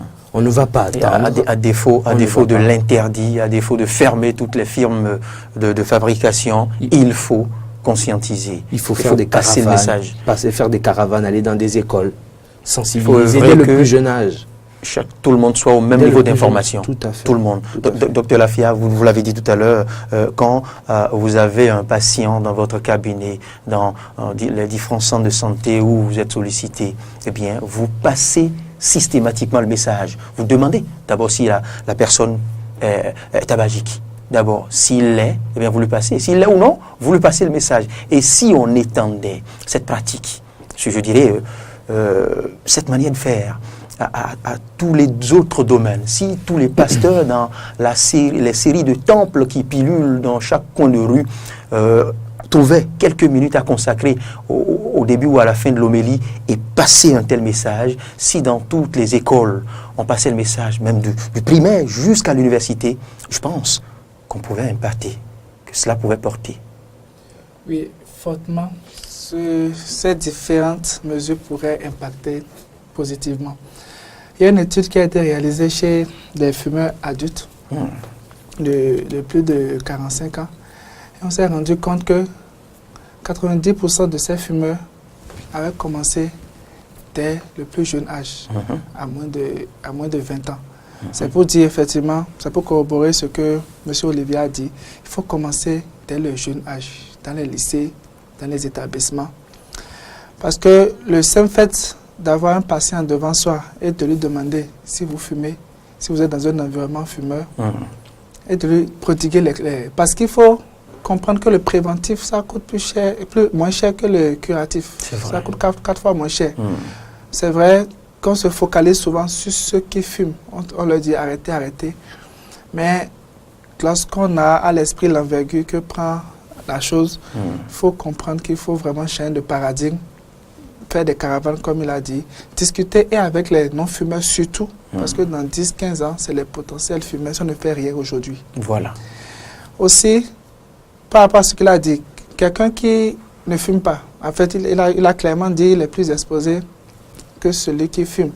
Parce que si vous êtes dans une maison où papa fume et où le grand frère fume, si papa fume un bâton par jour, ça lui fait un bâton par jour. Si le grand frère en fume 2 par jour, ça lui fait les 2 par jour. Mais lorsque papa fume et que le plus petit avec papa, ça lui fait un bâton. Quand dans l'après-midi, se retrouve avec le grand frère, ça lui fait 2 bâtons en plus. Donc lui, ça lui fait 3 bâtons. Donc, sans y avoir touché. Sans y avoir touché en fait. Avec plus de déchets, plus de toxicité. Donc c'est vraiment très important de se pencher sur ce tabagisme passif-là, aller dans les établissements, discuter avec les élèves, avec les enseignants aussi. Et ce mouvement d'ensemble, s'il arrive à naître, va contribuer quand même un temps soit peu pour diminuer le nombre de fumeurs. Et juste une expérience, il y a une semaine, bon, parfois on sort aussi pour se détendre, j'ai dû faire 5 bars avant de pouvoir y entrer. Je veux dire, les 4 premiers, c'était les jeunes de la chicha, tout le monde fumait et tout. Et c'est à Cotonou, hein, c'est au 5e bar que l'atmosphère était quand même favorable. Était vivable. Donc, tous ceux qui étaient dans le bar spontanément, c'est comme s'ils fumaient, fumaient ou pas. C'est pour dire que vraiment, la proportion des jeunes qui fument augmente. Parce que les mégots de cigarettes deviennent de moins en moins chers. L'information se fait de plus en plus rare. Et c'est ça qui explique l'ampleur du phénomène. Et quelles que soient les contraintes internationales, je n'en sais pas grand-chose, quels que soient les tests internationaux, il faut comprendre que 48% de notre population est analphabète. Donc nos lois, nos codes, ça nous sert juste pour nos bureaux. Et donc, quelles que soient les contraintes internationales, nous, à notre niveau, on peut quand même prendre des mesures plus ou moins indépendantes, l'augmentation du prix, exiger une carte d'identité, la sensibilisation, ça ne coûte vraiment rien. Au contraire, ça fait gagner en expérience de vie à la population, à nos jeunes, et ils ne finiront que par nous être reconnaissants de ces actes-là. Alors, on ne va pas finir ce débat faire croiser Olivier Badinga sans revenir encore sur sans rappeler, puisque nous l'avons voulu pédagogique, sans répéter, c'est vrai, nous l'avons dit au départ, les inconvénients sur la santé. Rapidement, avant de conclure. Olivier. Bien, pour ce que j'en sais, les inconvénients sur la santé, vous avez déjà vos poumons qui sont altérés. Donc, ça peut déboucher sur des problèmes respiratoires. Ça peut déboucher sur un cancer du poumon. Le cancer peut être généralisé par la suite. Ça peut déboucher sur des maladies cardiovasculaires. Donc, toutes les maladies cardiaques, donc les cardiopathies. Ça peut également déboucher sur l'hygiène, parce qu'il y a aussi le souci de l'hygiène. La cigarette, tous les fumeurs n'ont pas une très bonne hygiène corporelle. Donc, il y a ce phénomène-là. Et il y en a qui préfèrent fumer que manger. Je ne vais pas trop rester sur l'aspect santé, parce que le tabagisme, ce n'est pas que la santé. N'a pas que des effets néfastes sur la santé. Le tabagisme a également des effets néfastes sur l'environnement. Les mégots de cigarettes que les fumeurs utilisent, qui sont par lesquels on fabrique les cigarettes, ces mégots-là sont non biodégradables, qui ne se dégradent pas tout seuls. Ça reste comme les sachets plastiques. Et chaque année, on en jette dans l'atmosphère. On se plaint des inondations à Cotonou. Et si on vous disait que l'une des principales causes des inondations dans la ville de Cotonou sont dues aux mégots de cigarettes qui sont jetés qui pourrait y croire? Au bord de la mer, vous en trouverez. Dans les canaux, vous en trouverez. C'est un phénomène. Donc, ce n'est pas que la santé, le tabagisme. C'est une affaire qui doit concerner tout le monde. Tout le monde doit être responsable maintenant face au tabagisme. Ce n'est pas qu'une affaire de médecins et fumeurs. Non. Ça doit concerner tout le monde, parce que même si vous êtes dans une maison où personne ne fume, vous faites partie de cet environnement où il y a des fumeurs. Si la couche d'ozone est dégradée, les effets du réchauffement climatique vont impacter sur votre vie directement. C'est cela. Donc, c'est une affaire qu'il va falloir prendre, c'est un problème qu'il va falloir prendre à bras le corps. Non seulement pour sauvegarder la vie humaine sur Terre, mais également pour sauvegarder sa propre vie. Merci Olivier Badinga Mombo. Docteur Kamel Lafia, on revient, on précise encore pour conclure les méfaits, les dégâts du tabagisme sur la santé. Oui, il faut compléter à ce que mon frère a dit. Il faut comprendre que le tabac peut avoir un impact négatif sur tous les organes du corps. Le cœur, il a dit, les poumons, la vessie, la peau. Le tabac, vous l'avez dit, il y en a qui préfèrent fumer que de manger. C'est peut-être cet aspect coupe-fait là, on ne voit pas en arrière que ça peut entraîner une dénutrition chez le sujet qui fume. Il y a aussi l'aspect dermatologique, la peau qui est sèche et tous les cancers qui sont derrière. Et en fait, je crois qu'il faut aussi, parce qu'on voit des images, quoique ce n'est pas aussi fréquent que ça. Je crois qu'il faut intensifier ces genres de publicité là. Ça pourrait un temps soit peu ralenti, ne serait-ce que ceux qui ont envie de fumer. Et n'oubliez pas, comme je l'ai dit, l'une des premières causes des maladies, des cardiopathies là, c'est le tabagisme. Et les cardiopathies, c'est un décès toutes les 2 secondes dans le monde entier. 35 millions de décès l'année passée. Et souvent, tout ce qui nous tue, en dehors de l'aspect naturel et tout, c'est ce qu'on mange, c'est nos comportements. Que ce soit le manque de sport, que ce soit l'alimentation, que ce soit l'alcool, que ce soit la cigarette. Et décider d'arrêter ces comportements-là, c'est gratuit. C'est juste décider de ne pas fumer, c'est décider de ne pas aller prendre l'alcool, c'est décider de bien manger. Donc, je crois que Dieu a bien fait les choses. Parfois, la balle est dans notre cas. C'est vrai qu'on peut mourir à 50 ans, 60 ans, 70 ans d'accident. Mais on peut aussi changer notre destinée juste en décidant de ne pas fumer, en décidant d'arrêter de fumer. Il y a de ces expériences qui sont spectaculaires, où on a beau tout expliquer aux fumeurs, ils n'arrêtent pas, ils disent niet. Mais souvent, c'est un petit événement de rien du tout, mais qui a un fort impact psychologique qui l'amène du jour au lendemain à arrêter. Mais quel que soit Alpha, j'invite tous les jeunes qui fument, ou les moins jeunes, à se dire que s'ils le veulent, d'arrêter quand ils l'auront décidé. Ça, c'est vraiment très important. Et quand ils l'auront décidé, qu'ils arrêtent, et ils peuvent vraiment le faire. Ils peuvent vraiment le faire. Ils peuvent le faire. C'est vrai que la nicotine inhibe quelque peu le subconscient et ne permet pas de prendre cette décision. Il y a la dépendance, on n'a pas le temps d'en évoquer. Merci Badinga Mbo Olivier, vous êtes journaliste, blogueur au sein de la rédaction de TVC. Merci pour la disponibilité. En face de vous, vous avez Docteur Kamel Lafia, vous êtes médecin, cardiologue et hypertensiologue, c'est bien cela. Exactement. Je garde maintenant le thème à jamais. Merci pour la disponibilité, docteur. Merci pour l'échange. C'est moi. Matin d'Éden se poursuit. Après vous, on va savourer de la musique et après, l'actualité va s'ouvrir au-delà des frontières du Bénin. Ce sera la revue des plateformes et les clés du monde.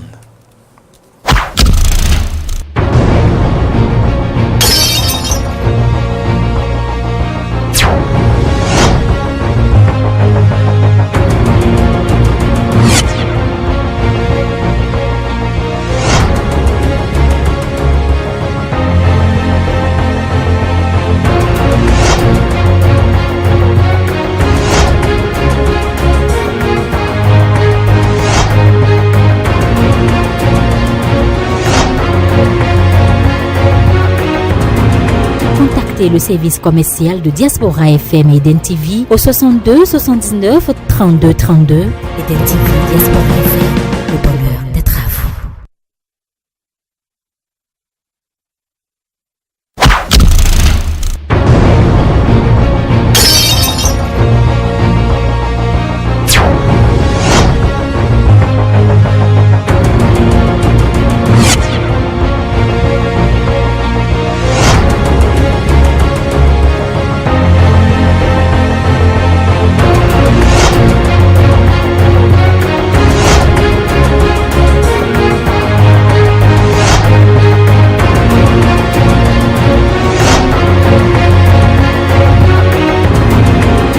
Contactez le service commercial de Diaspora FM et Eden TV au 62 79 32 32. Eden TV, Diaspora FM, le bonheur d'être à vous.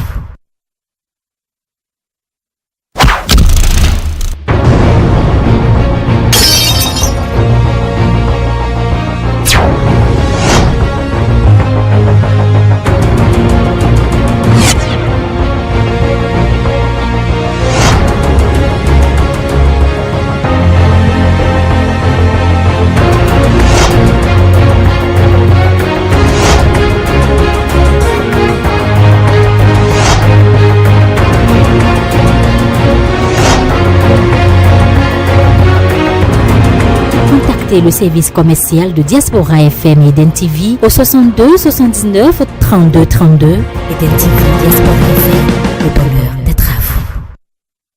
Oui, Matin d'Eden, deuxième et dernière grosse partie de l'émission, c'est bien. De la musique, oui.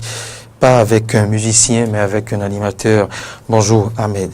Bonjour à vous, Loris Freddy d'abord. Bonjour à nos amis auditeurs et téléspectateurs. Oui. Oui. Vous y êtes. J'y suis. Vous avez sélectionné qui? J'ai rien sélectionné ce matin. D'accord. J'ai pas eu le temps. Donc nous parlons de vous. Ouais, voilà. De vous, n'est-ce pas? Ma carrière. D'accord. En sélection, chers amis. Je vous présente. Ouais, en sélection pour vous, chers amis, ce matin. Je pense que c'est le moment surtout. Parce que vous n'allez pas parler de vous, quand même. Vous n'allez pas parler vous-même de vous. Non, je blaguais évidemment. Vous me laissez vous parler de vous. Je blaguais évidemment. En sélection pour vous, chers amis, ce matin, un artiste qui a fait rêver tout un peuple. Sur ces 3, 4 ou 5 dernières années, il y a eu des singles et des tubes, j'ai presque envie de dire, qui ont été enchaînés sur ces années-là. Du coup, mon message en cet instant précis, c'est celui-ci. Ne bougez pas, c'est pas le moment d'aller aux toilettes. C'est pas le moment d'aller... Restez là, ne bougez pas. Ceux qui comprennent... comprendront puissent comprendre. J'ai rien compris.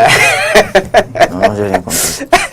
Que ceux qui peuvent comprendre comprennent tout simplement. Peut-être que j'ai besoin d'autres indices encore. C'est ça. En tout cas, j'ai rien compris jusque-là. C'est pas le moment de bouger en tout cas. Il faut rester là. Faut pas. Bon, l'essentiel est que Sabin vous comprend. Hein.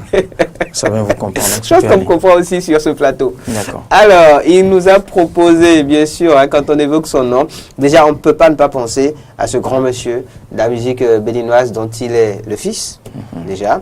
Et il nous a proposé aussi ce titre-là, formidable, dont on a eu à parler d'ailleurs, on a eu à décrypter un peu la vidéo, le morceau aussi sur ce plateau.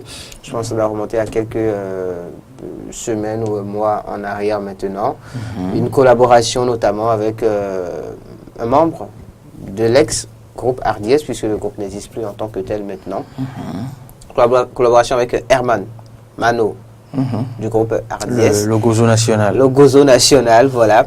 Sur un titre donc qui évoquait voilà, un phénomène très commun finalement chez nous. Bien malheureusement, il faut préciser parce que c'est pas non plus à encourager. Et c'est pas lui qui me dirait le contraire. De quel phénomène parlez-vous? Le phénomène justement qui consiste soyez précis, soyez clair. Aux responsables, aux pères de famille comme Loris Freddy d'avant par exemple, de se retrouver à dire non ça caca tu vois, faut pas ça, la bonne elle est pas là pour ça. Jusque-là, vous parlez un peu comme le Christ en présence de ses disciples. Vous faites usage. Évidemment qu'ils ont compris, nos amis, que je parlais de ce morceau-là, Ma bonne est bonne, à nous proposer par Daldi, qui est avec nous sur ce plateau ce matin. Daldi, bonjour. Bonjour, Mel, bonjour. Comment ça va? Ça va très bien. Ça va très bien? Oui, ça va. Je parlais donc de celui-là quand même dont tu es le... Mais à quoi Ahmed a tenté de jouer jusqu'à vous introduire? Pourquoi ne pas vous introduire aussi facilement? Il est dans son rôle. Pourquoi jouait-il au philosophe, au grand animateur? Pourquoi tournait-il autour du pot? Je ne tournais pas autour du pot, je tournais autour de l'artiste. Donc je parlais d'Aldi, de celui-là dont elle est le digne héritier, on peut le dire, parce que je pense que à bien chercher, forcément, il constitue une source d'inspiration pour toi. On va livrer le nom. On va dire que tu es le fils de Loris Freddy d'avant. On peut le dire ou pas? Carrément, hein. Décidément, quoi. On a d'ailleurs... Je suis pas un patriarche. On a d'ailleurs suivi, justement, aussi le morceau de son père Oui. Un vendredi par ici, je sais pas si c'est vous qui étiez en plateau. Non. Cette grosse collaboration. J'étais là quand on a joué un tube de... Non, c'était écrit d'ailleurs dans... à Doyel. À Doyel. Oui, Adolphe Hiloassi. C'était là quand on a joué... Oui, évidemment, on parle de Bloki. D'accord, Bloki Dameda, oui. Qui est donc le père d'Aldi. D'Aldi, ce morceau. Dont on retient, parlant de Bloki Dameda, dont on retient un tube qui met en exergue 3 types d'hommes. C'est ça, je crois. Oui. Ouais, Cheikh Chichok. Voilà. Mais il y en a d'autres aussi. Papa Pimpin et d'autres, justement. Papa Pimpin que tu as repris aussi il y a quelques années en arrière. Mais évidemment, Daldi, pour ceux qui ne le sauraient pas, a commencé par le rap. Il y avait d'ailleurs un groupe de rap. Rappelle-nous un peu le titre. Le nom, voilà. 114 avec des morceaux qui ont cartonné dans les années 2000. 2003, 2004 par là, diffusé on va dire à volo, j'ai presque envie de dire, sur radio et autres, et tout le reste. Et c'est aussi un beatmaker, c'est un ingénieur de son, c'est aussi, et cela a suivi, je pense, donc après la carrière de beatmaker, un réalisateur qui est passé donc du rap au chant, l'ingénierie de son, puis la réalisation. Voilà, exactement. Et tout ça, tu le dois à papa, on peut le dire. Ouais, je le dois à papa, puisque pratiquement j'ai appris tout seul. C'est vrai que j'ai pas grandi vraiment avec papa, mais souvent les week-ends et les vacances, j'allais souvent là-bas. Et c'est un monsieur qui est très critique, même jusqu'à aujourd'hui, tout ce que je fais, quand je le fais écouter. Si tu faisais ci, ce soir, il donne tout son avis, il est hyper, il aime trop. Il va jamais te dire que c'est bon. C'est bon. Non. Attends, mais ça, est-ce que tu penses pas qu'il faudrait... Attends, Louis, est-ce que tu penses pas qu'il devrait mieux t'asseoir je suis tenté d'avoir l'avis de papa sur ma bonne et bonne. Ah, ça. Est-ce que tu lui as fait écouter le morceau avant la sortie? Déjà je l'ai fait écouter le morceau avant la sortie. Et qu'est-ce qu'il en avait pensé en sortant? La première phrase qui m'a sorti, c'était du genre Gigi, tu es sûr que ce son-là va marcher? Tu es en train de dire des vérités. Beaucoup de gens vont pas supporter. On ne dit pas toutes les vérités. Voilà. Non, donc c'est bon, on est parti du style d'un truc un peu plus populaire, ceux qui se rapprochent vraiment, ce qui se passe dans les foyers. Ce qui se passe dans les foyers, dans le quotidien des choses. Voilà, exactement. Donc, il me dit bon. Il a fait tout. D'accord. Mais après, quand ses amis l'appellent, le concept l'appelle, elle dit lui de rien, le son est bon. D'accord, ça évidemment, ma bonne et bonne. On va d'ailleurs remercier la réalisation qui nous a mis un extrait de la vidéo. Moi j'ai deux questions sur ma bonne et bonne. C'est pas ça, c'est vrai que c'est pas la sélection. Voilà, je vous laisse dérouler, Mais j'ai deux questions après. Plutôt sur notre vidéo. Rappelons déjà que ma bonne et bonne est sortie en 2014. 2014-2015. Voilà. Mais après ça, c'est vrai il y a eu Papa Pimpin aussi, qui est sorti en 2016. Voilà. Et il y a eu un petit silence. Il y a eu un petit silence, pas beaucoup de choses. Oui. Je suis papa depuis pratiquement, je vais dire, 7 ou 8 mois. Vous voyez. On a entendu aussi qu'il y a eu un événement plus que heureux. Je voulais être discret, mais je pense que les réseaux sociaux ont tout dit. En tout gâché. Je me suis marié il y a juste... On peut voir là, non? Ouais, on peut voir. Il y a pas. Je me suis marié juste il y a juste 2 semaines de cela. Si ça peut inspirer beaucoup, d'autres, ce serait tant mieux. Oui, j'espère qu'il... Vous me poserez la question de savoir ce qui s'est passé en coulisses tout à l'heure. Je vous donnerai une réponse qui pourrait peut-être vous amener à tenir un autre discours. Alors, il y a beaucoup sous-entendu ce matin. Si ça peut inspirer votre vis-à-vis. Donc, il y a eu ces événements-là qui t'ont un peu éloigné de la scène. Ça change un peu, tu vois, je me suis un peu éloigné. Entre-temps aussi. Je me suis éloigné, mais j'avais déjà des morceaux que j'avais à faire. J'avais fait une collaboration récemment avec Nasty Nesta. Avant de me retirer un peu, mais comme il y avait déjà la vidéo, il était là, j'ai dit pour rompre un peu le silence, j'allais lancer ça, voilà. Pour voir ce que ça donne. Voilà. Donc, et justement, cette collaboration, c'est la vidéo de cette collaboration qui est en sélection ce matin, qu'on va suivre. C'est donc Daldi, c'est Nasty Nesta sur un titre, mais le niveau. Voilà. Avec la publicité de la régie. On y va, allez, on revient. Hi. Boy, feeling, yeah. Snap on the beat. Mr. Lover, Mr. Lover, Daldi. Tu ne prends pas ça de la peau, maintenant c'est toi qui fais pleurer. Bien fait. Ta femme t'a quitté et tu l'as traité de bordel parce qu'elle t'a laissé pour Aladi, le plus riche du quartier.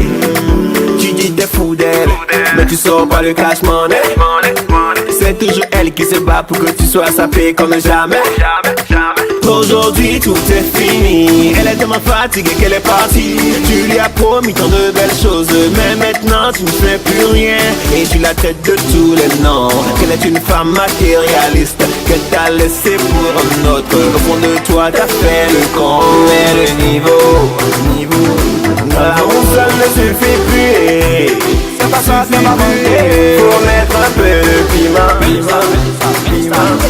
L'amour seul ne suffit plus. Suffit de changer. Faut mettre un peu de piment. C'est la raison pour laquelle t'as nommé des musiques pour aller en boîte. Elle t'appelle, mais toi tu ne réponds pas. D'abord je suis son genre de négro. Elle sait que je suis solide. Elle veut rouler dans un bolide. Elle lui dit même plus qu'elle est jolie. Yeah. Y'a tellement de joints calés ici dehors. Hey. Tu fais le con alors qu'à cause de l'or. L'amour seul ne suffit plus. L'amour seul ne suffit plus. Mais le niveau l'amour seul ne suffit plus. C'est pas ça, c'est pas vrai. Faut mettre un peu de piment. L'amour seul ne suffit plus. Suffit de changer. Faut mettre un peu de piment. Nous venons, ouais. Nous venons, ouais. Nous venons, ouais. Nous venons, ouais. Nous venons, ouais. Yeah. Nous venons, ouais. Nous venons, ouais. C'est ça la femme, fais-lui plaisir, joue ton rôle d'homme, faut pas qu'elle souffre, tu dis tu l'aimes, faut que tu saches, l'amour ce n'est pas que le je t'aime. Faut bien la traiter, faut la on aimerait rentrer un peu plus. Voilà, mettre niveau, l'histoire parlait d'un mec qui a promis toutes sortes de trucs pour sa femme, pour sa conjointe et tout ça. Mais à un moment donné, la femme se retrouve à tout faire. C'est-à-dire le monsieur ne veut même pas avoir un boulot pour trouver les besoins de la femme. Et au moment où la dame décide même de partir avec quelqu'un qui est plus aisé, qui est la radie du quartier, voilà, comme il dit, voilà, il se permet maintenant d'aller raconter à tout le monde qu'elle est une prostituée, c'est une chouin, qu'elle se veut, voilà, en griffe, mais le niveau, remets-toi en cause quand même. Voilà. Tu vois un peu, c'est dans ce style-là que je voulais aller dans. Mettre à la chanson. Donc finalement, demander aux hommes aussi de prendre leurs responsabilités. Exactement. Ne pas chercher tout le temps à jeter le tort sur les femmes, à les accuser après d'être des matérialistes, alors qu'eux-mêmes ne sont pas capables d'être responsables. C'est ça, voilà. De tenir leurs engagements. Voilà. Parce que quand vous mettez avec une femme, c'est beaucoup de promesses et c'est aussi donc de la responsabilité que cela implique. Alors, justement, quand on suit la vidéo, donc oui, ça demande à ce que les hommes soient responsables et tout. Ça me fait penser en fait à une polémique qui a cours depuis la sortie d'un autre single d'un artiste béninois que tu connais très bien d'ailleurs, Fanico de Jésus, qui a fait Billet récemment. Et là-dessus, il y a beaucoup de polémiques parce que je trouve en fait une similitude d'une certaine manière entre les deux thématiques. Ahmed Arikwa, vous avez encore une minute. Combien? Une minute? Oui. On peut ajouter un à côté pour que ça fasse 11. Donc, je trouve en fait une similitude entre les deux thématiques. Ouais. Ma question justement étant, est-ce qu'il n'y a pas eu des critiques aussi dans ce sens? Genre un homme qui demande aux hommes de sortir de l'argent pour pouvoir... non, moi je pense que moi à mon niveau, je n'ai pas eu trop de critiques, mais les gens qui ont beaucoup plus apprécié, ce sont les femmes. J'ai eu beaucoup de retours par rapport. En plus. Oui, des gens disent ah non mais c'est bon. il faudrait quand même, il faut qu'ils comprennent quoi, que c'est pas seulement venir à la dire je t'aime seul ne suffit plus, tu vois. Il faudrait quand même, pas du genre dépenser sur la femme, mais assumer, il faut être responsable, voilà, c'est le plus important.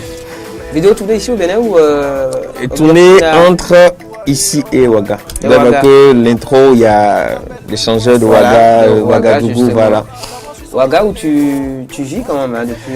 Ouais, depuis un an, je suis, comme je dis, je suis à cheval entre le Bénin et Ouaga. Voilà. On peut savoir parce que je travaille sur un projet là-bas qui m'amène tout le temps à être de mon côté. À cheval, voilà. Le pays. Oui. Merci Ahmed Aripa, merci Daldi. Oui, Loris Foli d'avant. Tout est dit. Vous ne m'ajoutez pas le 1 à côté pour que ça fasse... Mais tu avais des questions? Oui, j'ai des questions. Est-ce que je dirais des questions? J'ai d'abord une appréciation qui remonte au premier clip, pas au premier, au clip Ma Bonne est bonne.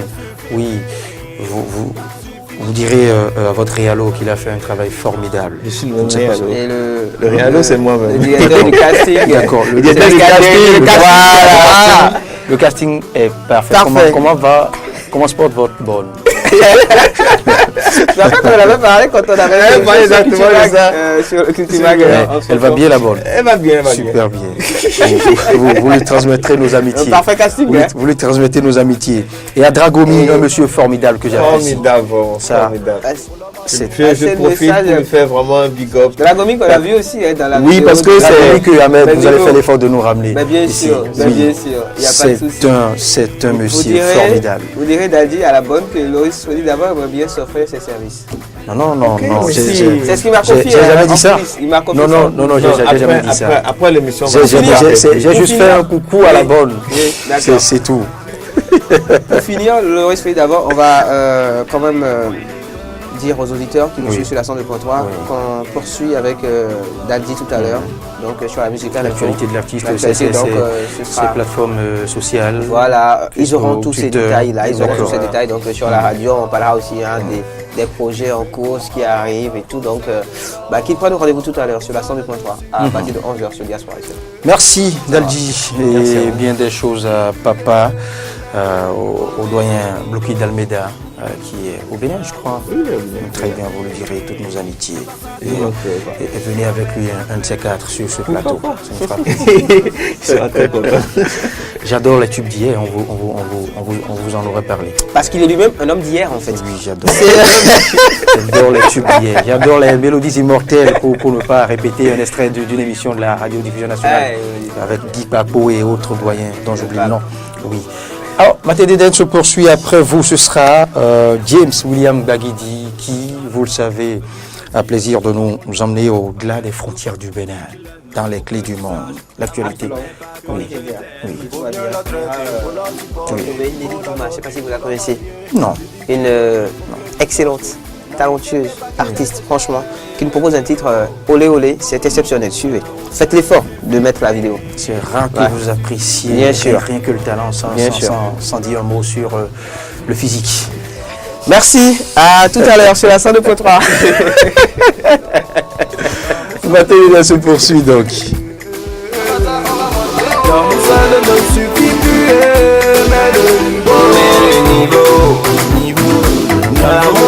Suffit plus, c'est pas ça, faut mettre un peu de piment.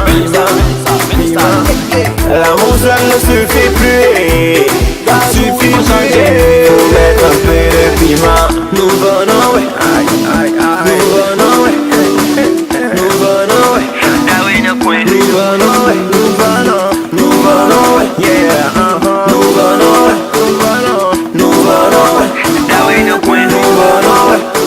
la femme, fais-lui plaisir, joue ton rôle d'homme, faut pas qu'elle souffre, tu dis que tu l'aimes, faut que tu saches, l'amour ce n'est pas que le je t'aime. Faut bien la traiter, faut la supporter, il faut la doter, faut la marier, tu dis que tu l'aimes, il faut que tu saches que l'amour ce n'est pas que des je t'aime. Mais niveau, l'amour ça ne suffit plus, ça ne suffit plus, faut mettre un peu de piment. L'amour seul ne suffit plus, faut mettre un peu de piment. Nous venons, nous venons,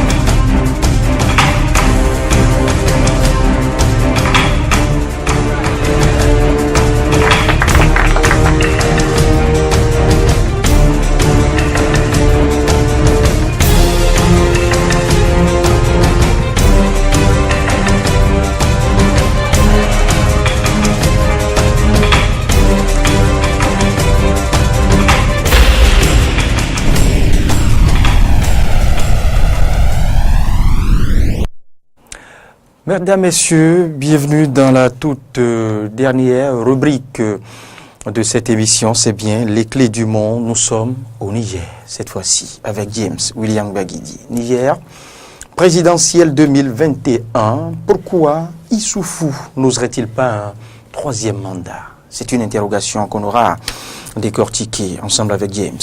Bonjour, James.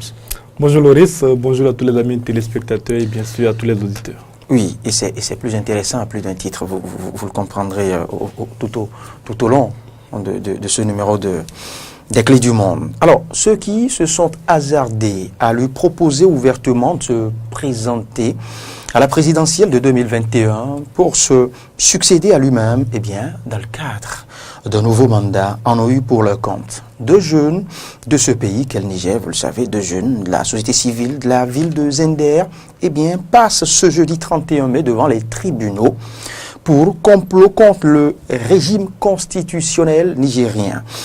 Mahamadou Issoufou serait-il allergique à l'idée d'un troisième mandat? Première interrogation. Jusqu'ici, il s'est toujours prononcé contre, n'est-ce pas? Alors, quoique.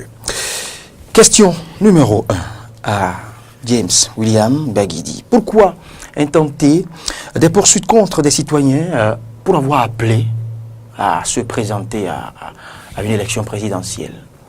Ce qu'applaudiraient d'autres. Chef d'État.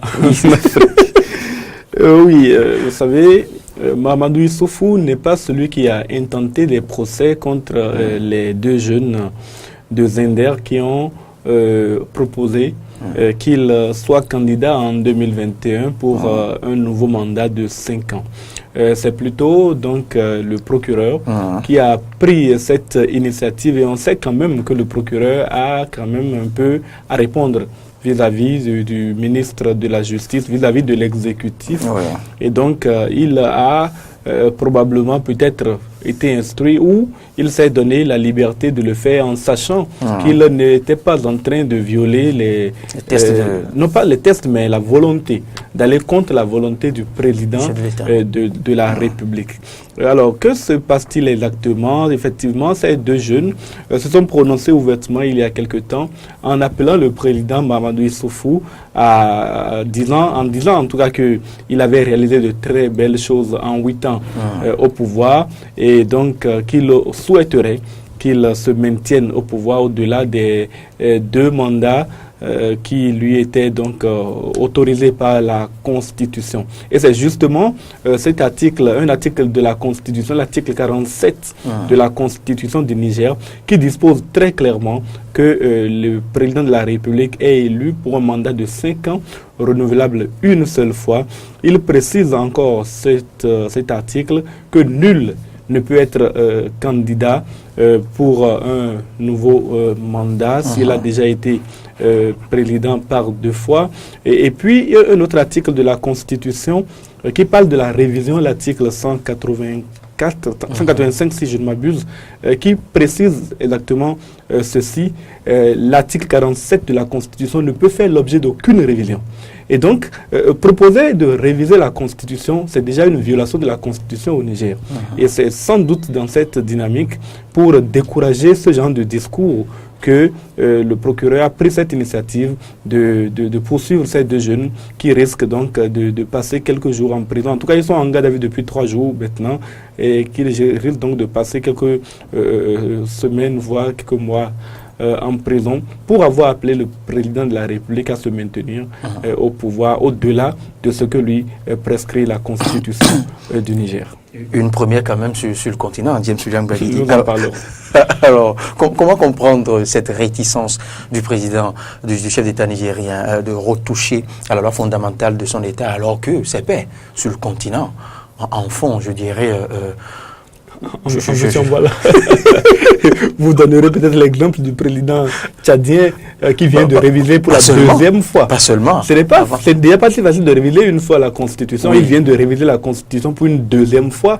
Au Burundi, récemment. Oui, ça c'était la première fois pour lui. Et il a fait en sorte que cette seule fois soit suffisante pour qu'il reste au pouvoir jusqu'en 2034. Ailleurs, on y touche pour y rester indéfiniment. Oui, tout à fait. Donc, ce n'est pas anodin, vous l'avez noté, que le président du Niger décide donc de ne pas être candidat, mais en réalité, ce n'est pas le choix, en tout cas, du président Mahamadou Issoufou. Il est vrai que quand on lui a posé la question, et toutes les fois que la question lui a été posée, Mahamadou Issoufou a été clair.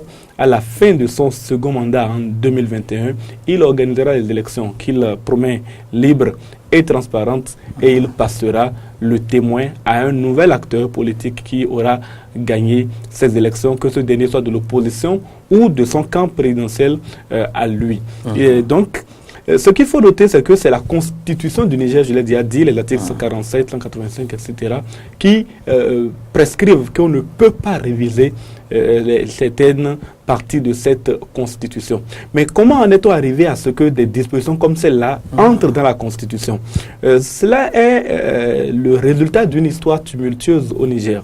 À l'issue de la période des dictatures de l'après-indépendance, le Niger va donc embrasser, comme d'autres pays en Afrique, comme le Bénin notamment, le régime démocratique au début des années 90 et porter à sa tête un président qui s'appelait alors Mahaman Ousmane. Mahaman Ousmane va malheureusement être confronté, en tout cas le régime qui avait été élu au Niger avait été décidé au Niger, c'était un régime semi-présidentiel, donc avec un premier ministre qui était à la tête qui était le député le plus, celui qui avait le plus de représentants au Parlement. Et donc, il avait face à lui un premier ministre qui était de l'opposition. Et donc, pendant pratiquement 3 ans, le pays a été bloqué dans son fonctionnement. Et il a fallu un coup d'État, celui de Ibrahim Baré Maïna Sara, en 1995, pour mettre un terme donc au régime de Mahaman Ousmane. C'était un regret pour les démocrates sur le continent africain, mais il faut également noter que ce coup d'État avait apporté quand même une fin de cette politique de blocage qui était à la tête du Niger. Par la suite, Ibrahim Baré Maïna Sara va changer. Il va décider de se maintenir lui-même au pouvoir parce que quand il a commis ce coup d'État, vous savez, vous en parlerez peut-être sur l'autre école ou ailleurs, mais il y a les attraits du pouvoir. Il y a quelque chose dans le pouvoir que ceux qui l'exercent, quand ils y goûtent, ils n'ont vraiment plus envie de s'en aller. En tout cas, ils sont rares à prendre l'initiative de quitter le pouvoir quand ils ont commencé à y goûter.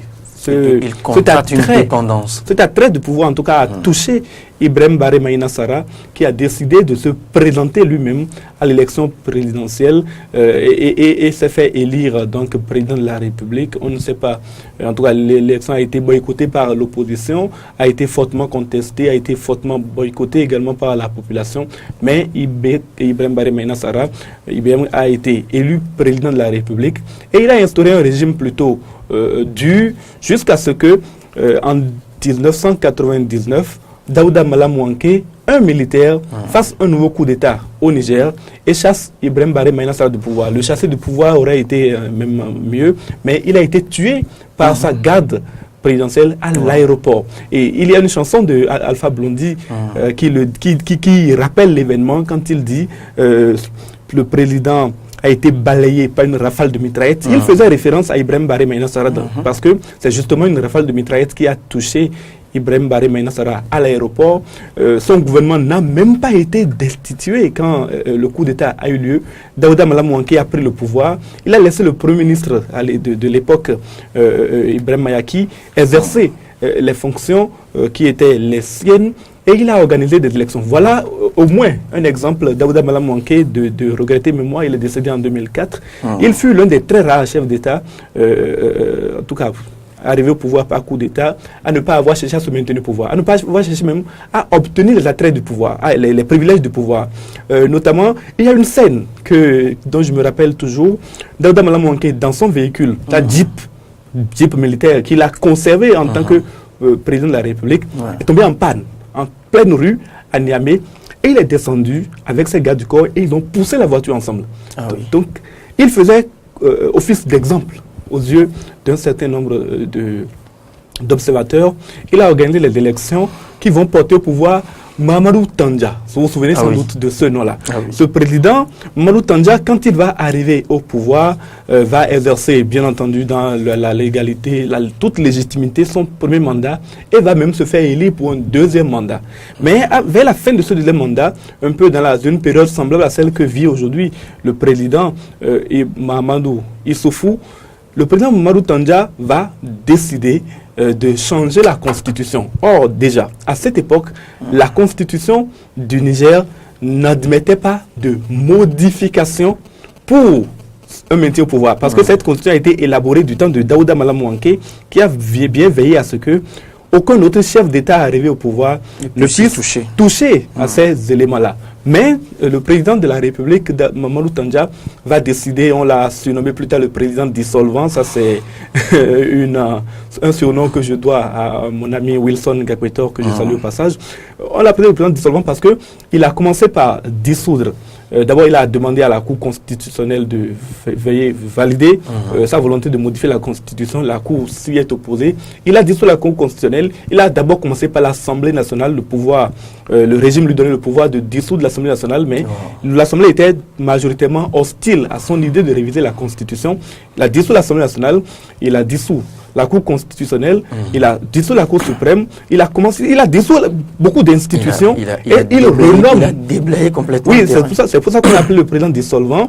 Mamadou Tandja a nommé ensuite des personnalités qui lui étaient plutôt favorables et va mettre en place une nouvelle constitution qui va lui permettre d'abord de proroger son mandat en cours et ensuite d'organiser des élections qui devraient lui permettre de se maintenir au-delà de ce qui était prévu par la Constitution récemment dissoute.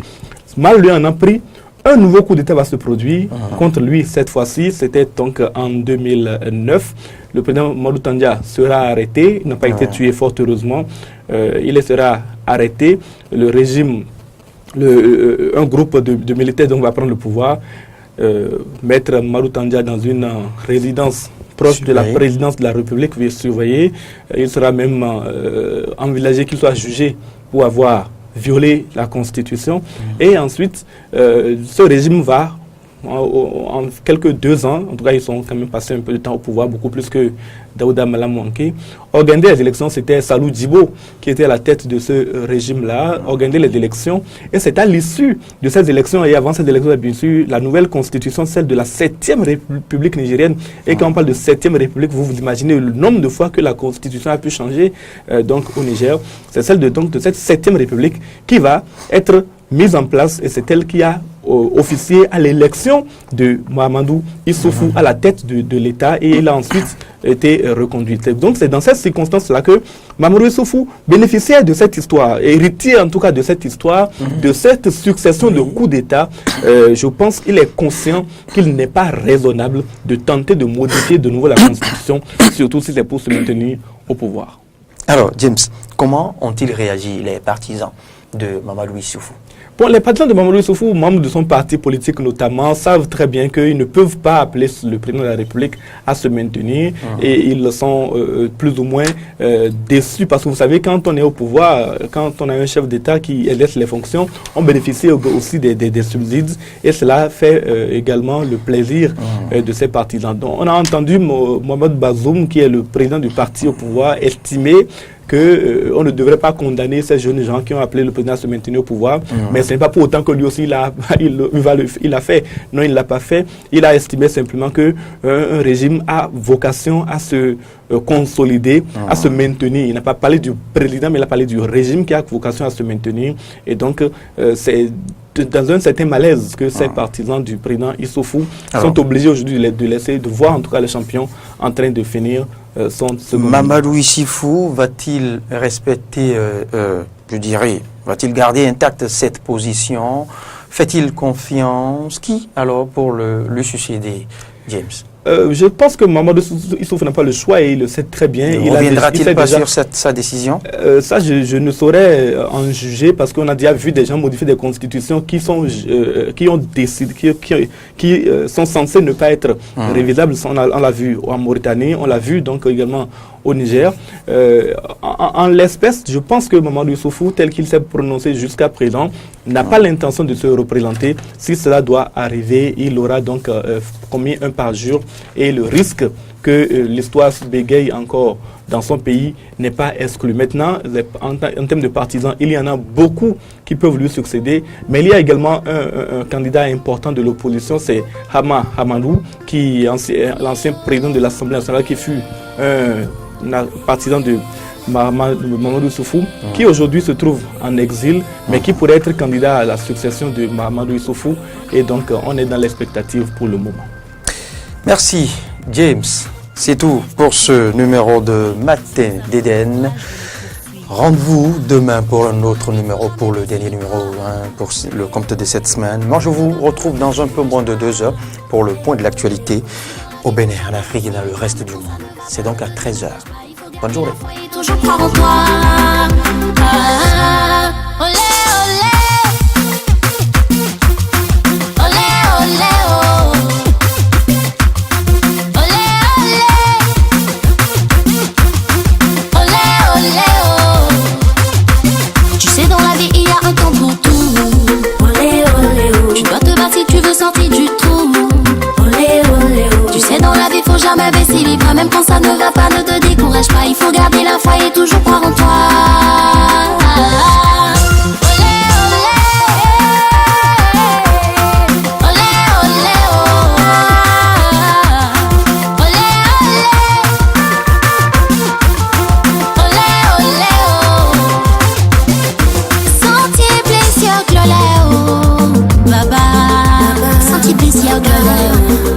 Mama, kana tilia senyi, kana ti senyi.